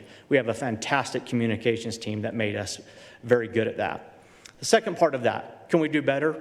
We can always do better. I think that this standard that we set for the Olympia process is the new standard. I think it's the new bar. I think that's the expectation and should be the expectation of our residents to have transparency. But there is always room to do better. Again, sometimes it's difficult because you don't get to see the full picture as you do when you're on this side of the desk. But I think that we have made great strides and we can continue to improve on that moving forward. Thank you. Thank you. Candidate Palmer, how transparent do you feel the Olympia annexation process was, and do you believe it fostered additional public engagement? What more could have been done to have the process more transparent? Thank you. First of all, yes, it was transparent. It was, as Clint said, it was the most transparent process we've ever been through. I appreciated that as a resident at the time, seeing the efforts made to make that a more transparent process. We know there's been deals made in similar situations where the public hasn't been aware. Not that there was anything wrong with that, but it was an effort on behalf of the city to make those meetings more transparent. There was one meeting that I was sitting in the council where I was surprised that these meetings were discussed as being made open, being recorded and transmitted, where it was we were concerned about the developer in the room. The question was asked, well, have we even asked the developer if they would be open to those meetings being open? And everybody said, well, no, of course not. We should have asked the question. I believe that developer, in an effort to be open and transparent with this, I believe he would have been open to that process, to having those meetings recorded, transmitted. That's the only area I think we could have done better. That, and I do believe, as you watch the council, if you watch the council come back together, there was kind of a distrust among the council as far as what was going on in those meetings. I think there could have been more time taken, not to just expect that council members read through those minutes from those meetings, but maybe openly discuss some things. You can't grab everything in a note, in some minutes. It's hard to grab every emotion, every negotiation that's mentioned in some minutes. I think the council could have made some better efforts to discuss that with each other. Those that weren't, as Clint mentioned, there were only 2 council members in each. They should have been, the other 3 should have been briefed on every single one of those meetings more thoroughly in city council meetings. And that's the only thing I can say would have been better. Staying with you, Candidate Palmer. With all the misinformation put out on social media nowadays, what role will you take in helping to prevent the spread of misinformation on unofficial city-related social media pages that may misrepresent city information or city business? Facebook's my wheelhouse right now. I got involved when I was a resident advocate through Facebook, trying to educate people through social media. Social media can be powerful, it can be dangerous, but it is a powerful tool. There is a lot of misinformation out there for sure. I was talking to Tammy, our communications person this week, and it's a tricky, bridge to cross. You can't put too much out there on social media or it's represented as an official view by the city, but there are ways on an unofficial page you can approach you can nip that stuff in the bud. You can correct facts that are going on out there. You have to be careful about not making an official city position, but you can be involved. I'm not a huge fan of social media right now. I think there's a lot of negativity out there. But as an elected representative, I think it's critical that you're involved on there to help nip that stuff in the bud, because a lot of chatter about the city goes on social media. And it's critical that you keep a pulse on the residents, on their feelings, on their concerns. And you can get ahead of a lot of issues by being active and involved in social media, listening that way, responding to concerns on social media. And I think it's critical that our current council, current representatives are active and involved in social media. Candidate Smith, with all the misinformation put out on social media nowadays, what role will you take in helping to prevent the spread of misinformation on unofficial city-related social media pages that may misrepresent city information or city business? Social media is not my wheelhouse, and it isn't for one primary reason, and it's really the issue that you bring up right now, because of the misinformation that is propagated on that platform. If people want accurate information, it is easily accessible on the city's social media channels and on the city's website. And I think as council members, that's what we should be doing is sharing and pushing people to the official channels to get the official word and the official updates on anything that's going on in the city. I choose myself not to engage a lot on social media other than pushing out accurate information because I believe that we've created in our community a culture of incivility, quite honestly, when it comes to social media. We've allowed people to go on the attack when people are just asking simple questions or simple recommendations on Herriman happenings. And I've seen people pile onto that, and it's just quite honestly unnecessary, and I won't engage in it. There was a Facebook page or some stickers going around that I believe was XHC, which I didn't know what it meant. My understanding was it meant cancel Herriman City or something along those lines. And that was being propagated as an avenue of communications within our city. I think that the level of incivility that exists today is unacceptable. And I think that we need to do more to reel that in, to set the tone of civility, to be able to have honest, open dialogue, and even if we disagree, to be able to walk away respecting each other at the end of the day. We can do that through social media, but it has to be done through the official channels. Thank you. Moving to infrastructure, Candidate Smith. Recently, the long-awaited Southwest Visioning Study came out and made suggestions as to what can alleviate traffic congestion. Do you think this study was comprehensive enough, and what would you have liked to have seen included in the study? What, in your opinion, was missing? So the Southwest Visiting Study did do a pretty good comprehensive look. You don't have to go far or ask anybody to list what their top concerns are to have traffic come up. We all feel it every day.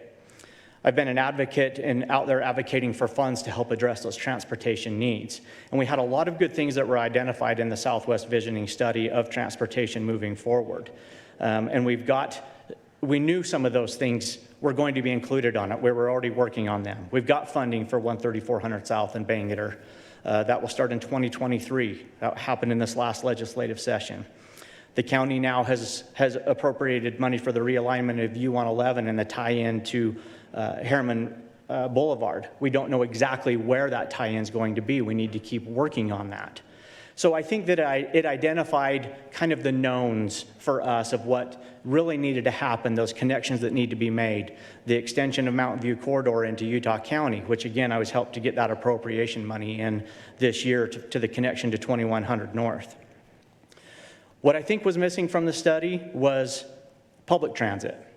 And how do we have a higher focus on public transit with the increasing growth that we have out here, and how is that going to integrate in our community? We as a community have set aside right-of-way for public transit to extend into our area, but we still today don't have a current plan that shows that extension as coming forward to us. So we need to work more with public transit and figure out better options for our residents to move about. We also needed to have more input on more of an east-west type connection, freeway connection between Bangor and Mountain View Corridor. We know that it's going to happen. We need to start planning ahead. We need to be proactive instead of playing catch up as we look at what happens in the next 20 to 50 years. Same question, Candidate Palmer.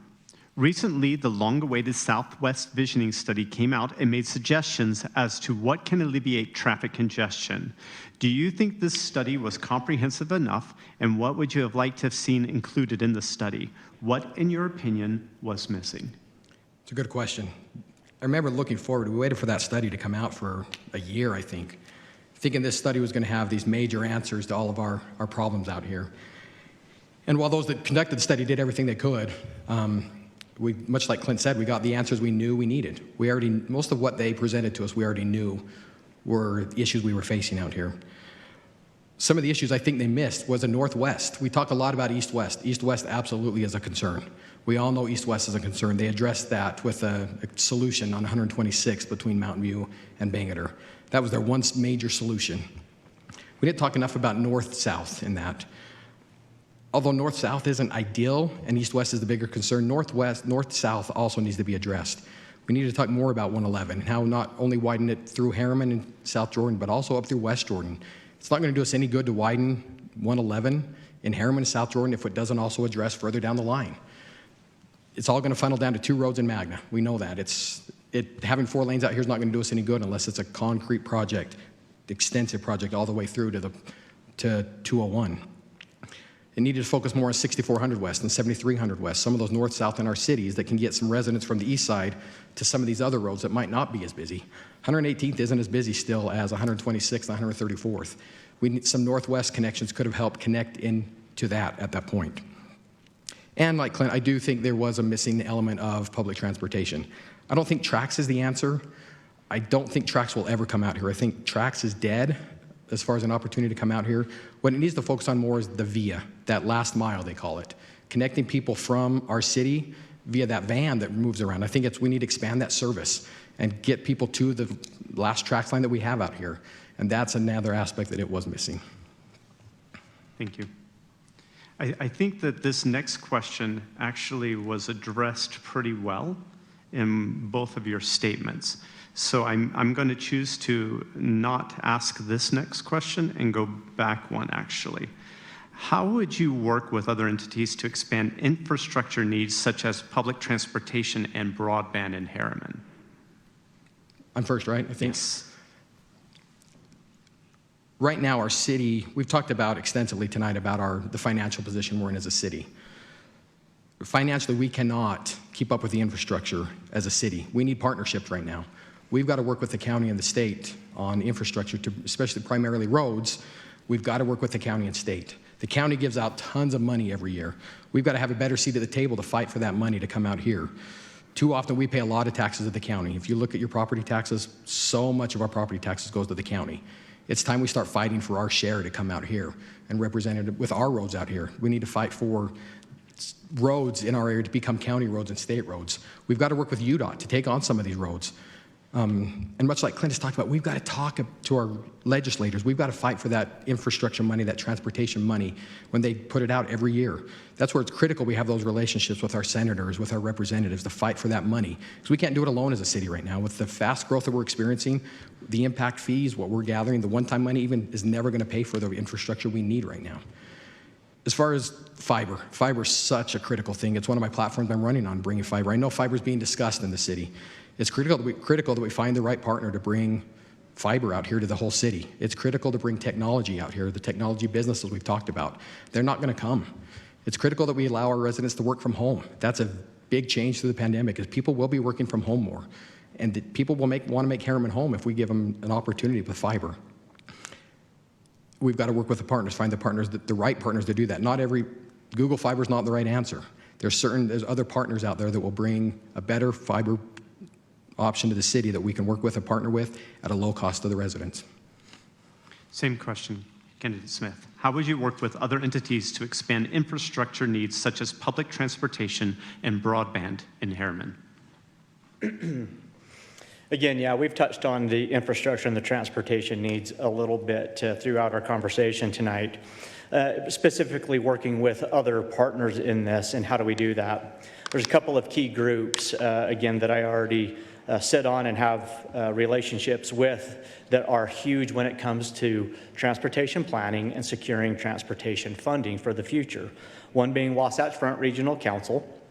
Again, this is a regional planning group that looks at the entire Wasatch Front and helps to allocate money through Transcom, again, that I sit on, through Wasatch Front Regional Council for those major transportation infrastructure projects. We have to continue to have representation, strong representation on that board that will help to shine the bright light on the needs that we have in our community and get the support of those other members. And working, again, I have a very good working relationship with Mayor Ramsey, who is now the chair of the Utah League Cities of Towns, another board that I sit on, who has a direct pipeline to not only the legislature, but the governor's office when it comes to transportation policy and a lot of the funding that the legislature will allocate. We have to use the position and the relationships on those boards and the other mayors that serve on those boards with us to be able to shine the bright light on the need that exists out here and to be able to bring that funding our way. When it comes to fiber, we've been talking about that as a council for some time. We really had a bright light shown on the deficiency that existed in our community through the pandemic as a result of not having good, sustainable internet options for our residents many of which needed to find themselves working from home during that pandemic. It has been something that we have been focused on. We are working with private partners through franchise agreements to help give them the rights to be able to be a partner with us and bring those services in to support us. Thank you. Thank you. Staying with you, Candidate Smith, and moving to housing. Do you support the council's decision to annex Olympia into Herriman City? Do you see the annexation as a benefit or a hindrance to the community, and why? What are your thoughts on the MDA that was drafted and the process the city took to get it done? Thank you. It is no secret that I have been an advocate of at least having conversations with the Olympia developer from long before it was actually ever approved in Salt Lake County. I was engaged in conversations with the developer early on, and I pushed back heavily on those original plans. There was a lot in there that I didn't like, and there was not a lot of involvement, obviously, with us at the city level through the county through that process. I reached out directly to the developer. I was able to set up meetings to involve other groups to be part of that conversation, to be able to try to come to an agreement of something that was beneficial for the Southwest Quadrant prior to it going through an approval process in the county. Ultimately, some negotiations fell apart at the end, and we know that that was approved in Salt Lake County. Since that time, I've continued to reach out to maintain a relationship with that developer. I was the one that initiated the invite for them to come and sit down with us. And I'll be honest, I said this in my comments last week, I did not think that that invitation would be accepted because there was a lot of harsh feelings, quite honestly, between the developer and the city through that process. But one thing was for sure, Olympia was going to be built. The question was it going to be built on our border with no say in all of the impacts? Or did we have an opportunity to negotiate, to sit down, and to find a path forward that made that development a benefit for our community moving forward so that we had say in the development? We had opportunities to mitigate the concerns and the challenges that would come with that development in our city. We found that path forward. I think that the MDA does a lot of tremendous good for our community. I believe long-term it was the right choice and will be a benefit for our community for many years to come. Same question to you, Candidate Palmer. Do you support the council's decision to annex Olympia into Herriman City? Do you see the annexation as a benefit or a hindrance to the community, and why? What are your thoughts on the MDA that was drafted and the process the city took to get it done? I get involved as a resident with this same developer of the Olympia project. We pushed back when the county first approved it at 9,600 units. And then we pushed back again when the county approved it at 6,300 units. Not because we didn't want to see growth out there or see any development out there, but because that was the wrong place for that kind of density. Once the county approved it, we fought hard. We set up meetings. We organized, there was a potential referendum to fight that. The pandemic took that opportunity away from us. And once the county approved it, our hands were kind of tied. We did lose a big negotiation piece once the county approved it. From there, it was the best option to bring it into the city. I fully support the annexation into our city. I do believe that the only thing we left on the table was an opportunity to negotiate down some units. I wasn't in all the negotiations. I'm not privileged enough. I'm not on the council currently to be in all those negotiations to negotiate that down. I have a good relationship with Councilman Shields, who kind of talked me through his thought process as far as when he was driving that process with the developers, as far as why he felt like 6,300 was where we needed to stay. But I do think that was a missed opportunity. Even if it was a show of good faith from the developer to come to our city, it was going to save the developer money to come to hook into our utilities. I think we lost an opportunity to lower at least some units off of that. With that being said, now we look forward. At this point, it's approved. I support the annexation of the city. We look forward. The Olympia developer is now a partner of ours. It's time we work with them. We make this development the best it can. It's going to have a huge impact on our city, for the good or the bad at this point. We now go work with him. There's a minimal amount of, when I say minimal, I'm not saying there's a certain amount, but they're set to do 350,000 square feet. Now we go work with them to try to increase that. We try to work with them on a great development that becomes a benefit to our community. Thank you. Staying with you, Candidate Palmer. Everywhere you go in Herriman, you are met with high-density housing. How can we eliminate any future high-density housing? Boy. It's been talked about tonight that a lot of what is being developed in the city has already been approved for many years. A lot of it's entitled through master development agreements. You're going to see most of Olympia Hills is going to be high-density development. High-density, I felt bad when Aly was standing up here saying that she feels like she's looked down on as a resident because she lives in high-density housing. I think I've been pretty vocal in the community and on social media about my concerns about the quantity of high-density housing. I just kind of want to clarify why my concerns are there. My concerns are there because I want people to come to Herriman and make Herriman their home forever.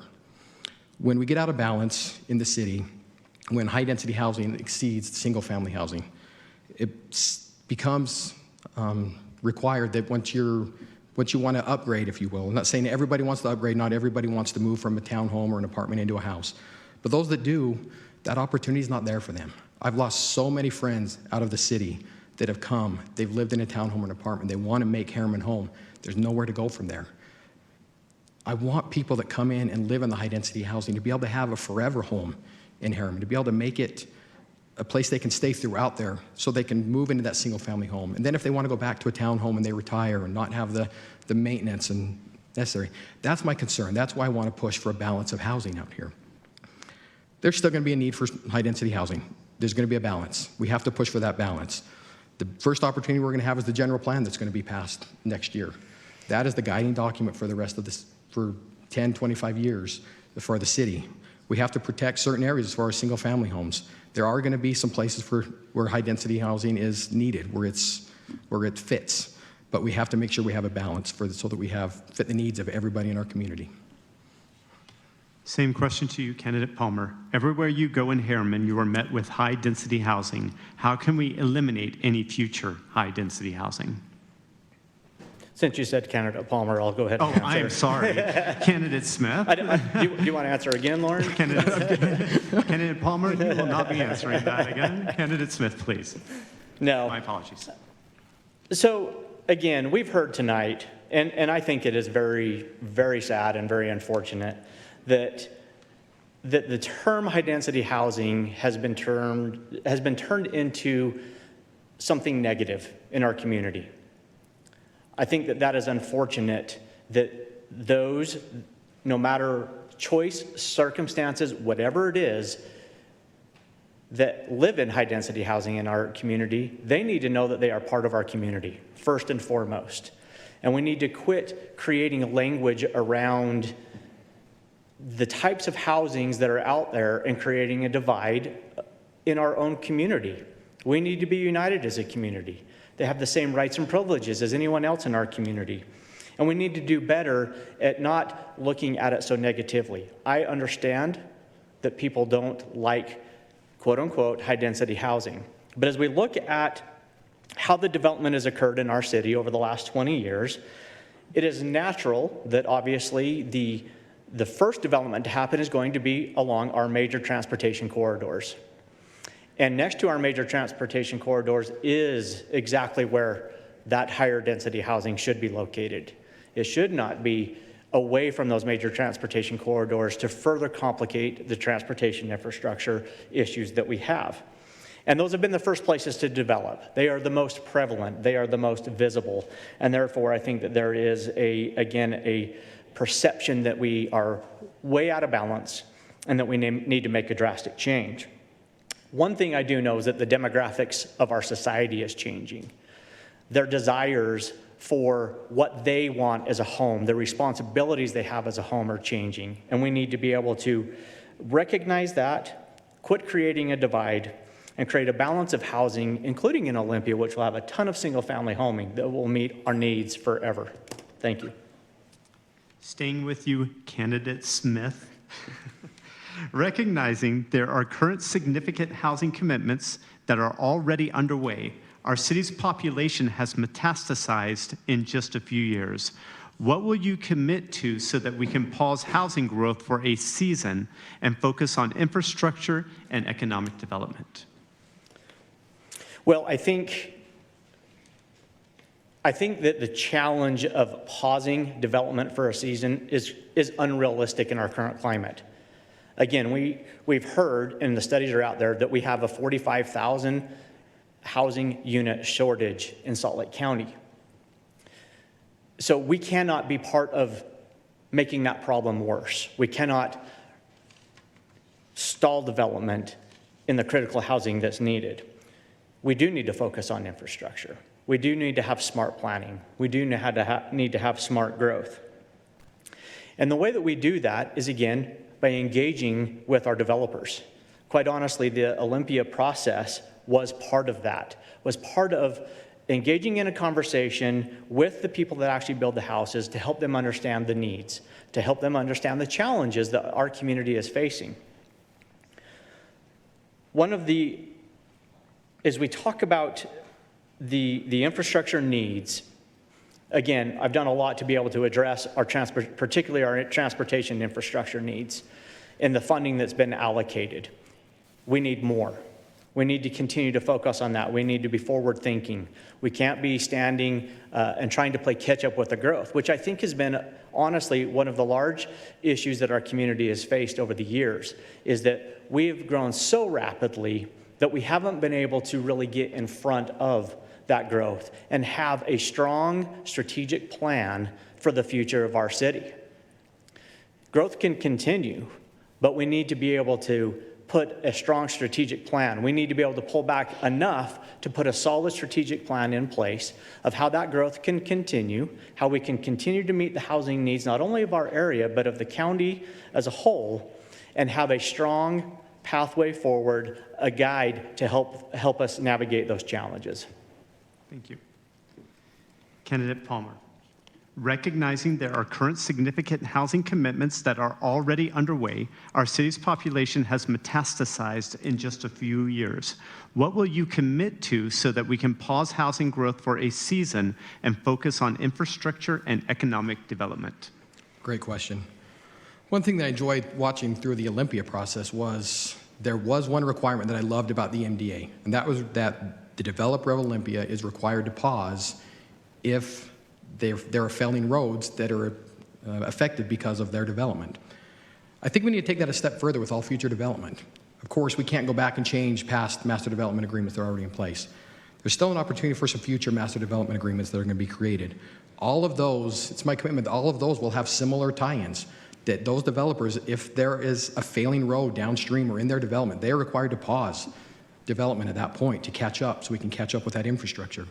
And beyond that, we've got to tie it to commercial as well. I think that's another opportunity we missed with Olympia. We did put minimum requirements for commercial, but it wasn't tied to the growth and the time out there. We need to tie commercial growth to residential growth in all these areas.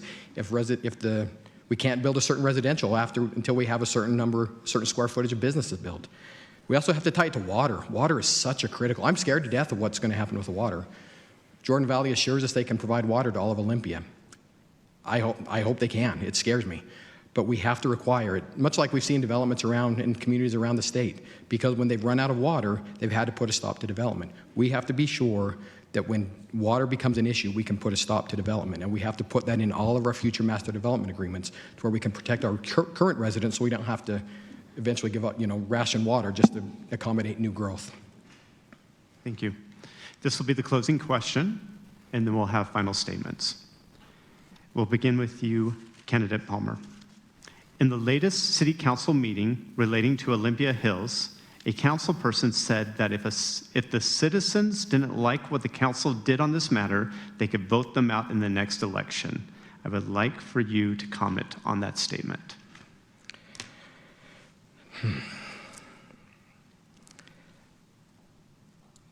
The statement, while true, was inappropriate. And I hate to say that. The council member that made this comment is a friend of mine. It's concerning where if we govern that way, where we're making decisions just on looking at a future election. It was really concerning to me.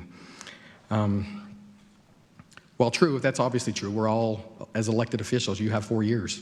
The residents, of course, going to choose to go a different direction 4 years after that. But to use that in a council meeting was concerning to me. Every person that puts their name on a ballot, that steps into public office, is putting themselves out there. It's not easy. I may not agree with everything current city council does. I may not agree with everything our current state and county government does. But having been through this process now, there's nothing but respect for anybody that's willing to put themselves out there, run for public office, and serve the community. We can all be voted out within the next term. But I believe that everybody, or most of our elected officials, are doing their best to represent us. They might not do what we agree with, but they are doing their best, and they deserve, honestly, our utmost respect from every level, even if it's associates on the council. Thank you. Same question to you, Candidate Smith. In the latest city council meeting relating to Olympia Hills, a council person said that if the citizens didn't like what the council did on this matter, they could vote them out in the next election. Would you please comment on that statement? Absolutely. I really appreciate the question, and I really appreciate whoever actually submitted that question as a result of being involved and being informed from that meeting last week. While it is true that every 4 years, an individual, should they choose to try and run again in whatever position they are, can be voted out, that is the process. It is the process. And I think everyone that runs for office understands that if people don't like it, they probably will vote you out. Specifically to the comment, I'm going to be very clear here. That comment was directed at one person and one person only on the council in the upcoming election, and that was me. That comment from a fellow council member was directed because I am the only person that's currently running for re-election. And this was obviously a contentious issue for us to vet. I appreciate Lorin's answer of saying that it was inappropriate, because I too think that it was highly inappropriate. That is the natural process, and I believe our people understand that. It was an opportunity, again, going back to my comment of incivility, that I think we have let become too commonplace in our society today. And a person used that public forum, that public opportunity, thinking ever so slight that it would be that they could slide something in there that was directed at a sitting member of the council. And I highly disagree with it. I'm here to be judged by the public on my performance, and I understand that. I am here for a 4-year term. I will fight every day that I get to serve for this city for their best interests. If I'm elected to be mayor, I will continue to fight every day for your best interest. I love this community with all my heart. I'm passionate, and that's why I'm here. Thank you for the emphasis on the bill. We will now have closing statements. Candidate Palmer, you started, and so we are going to have Candidate Smith do the first closing statement. Thank you. Again, I really just want to begin by thanking each person that is here tonight. I'm saddened that we don't have more, honestly, from our community here. I know that we have an online opportunity. I'm grateful for that. That does give people with challenging schedules and things to be able to view and tune in, and that is a great thing about technology. There's the opportunity for people to view this later, which I encourage them to do. But we need more involvement in our community government. We need more people to show up to our meetings, to give us their input, to provide that feedback. We need to create more opportunities to provide that input and to provide that feedback as elected officials. A couple of things that I want to do once elected to help create that and to help unite our community, to get rid of that incivility that exists. I want to create a diversity and inclusion committee. You heard Aly talk about that earlier. We have a tremendous diverse community now, and we need to tap in to the knowledge, the experience that they bring to our community to make us better. I want to do more for our seniors in our community. We did some tremendous things during the pandemic to help keep them connected. We used our CARES Act funding for their benefit to be able to provide them with iPads for those that didn't have internet connectivity or computers with the capability to stay connected with family. But it brought to light the fact that we need to do more for our seniors in our community. Our closest senior center is in Riverton. It doesn't seem like it's that far away, but given all of the challenges of today, it's difficult. It's challenging for our seniors to access the services that are provided through that center being as far away as it is in Riverton. And we need to do more to address the senior services within our own community because that is a growing population in our community. And we know why it's a growing population, because it's a fantastic community. It's a great place to live. We need to continue to focus on the other opportunities that the city has tapped into over the years. If you've heard of ACUB funding, I'm not going to spend a lot of time on this, but this is federal funding that has allowed us to purchase over 2,100 acres of our South Hills to preserve it from development and keep it as open space indefinitely. The city has been awarded over $17.7 million over the past several years through the ACUB program. Camp Williams is an essential service installation for our military, and it's essential to our state, and we need to protect it. And that's where this money comes from, and we need to continue to tap into that moving forward to protect our community. We need to focus on our educational needs of our children and support the Salt Lake Community and University of Utah campus that is coming. We have so much for our community, and I want to be a part of it. Thank you. My name's Clint Smith, and I ask for your vote for mayor. Thank you. Candidate Palmer, Thank you. final comments. David, thank you for tonight. They weren't wrong that you're good at this. We'd welcome you back anytime. So appreciate you being here. Appreciate city staff, Jackie, Tammy, Jonathan for putting this together. And I know there were a lot of other behind the scenes people that helped with tonight. It's been great. I've loved this.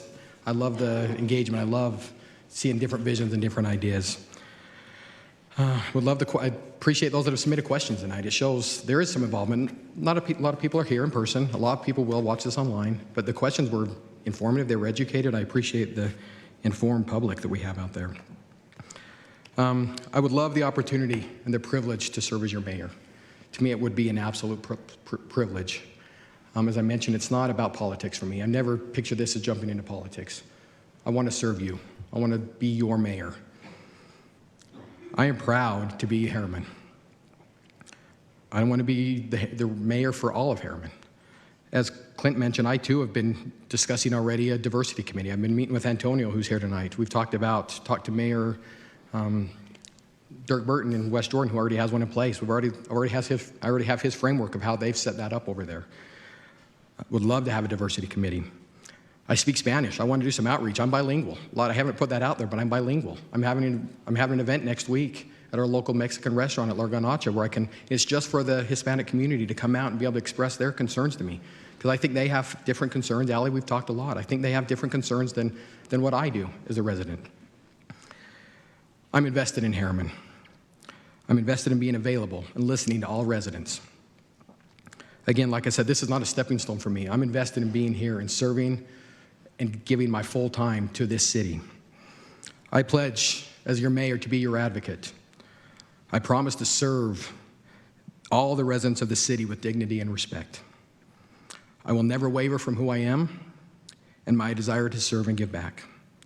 Please join me in my vision of one Herriman, and I would love to have your vote. My name is Lorin Palmer, and more than anything else, please get out and vote. Turnout has been so low. Please get out and vote.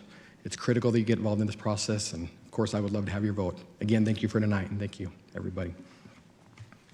At this, we would like to conclude the debate. Thank you to both candidates for such an incredibly civil debate, which is rare. Let's give them a round of applause.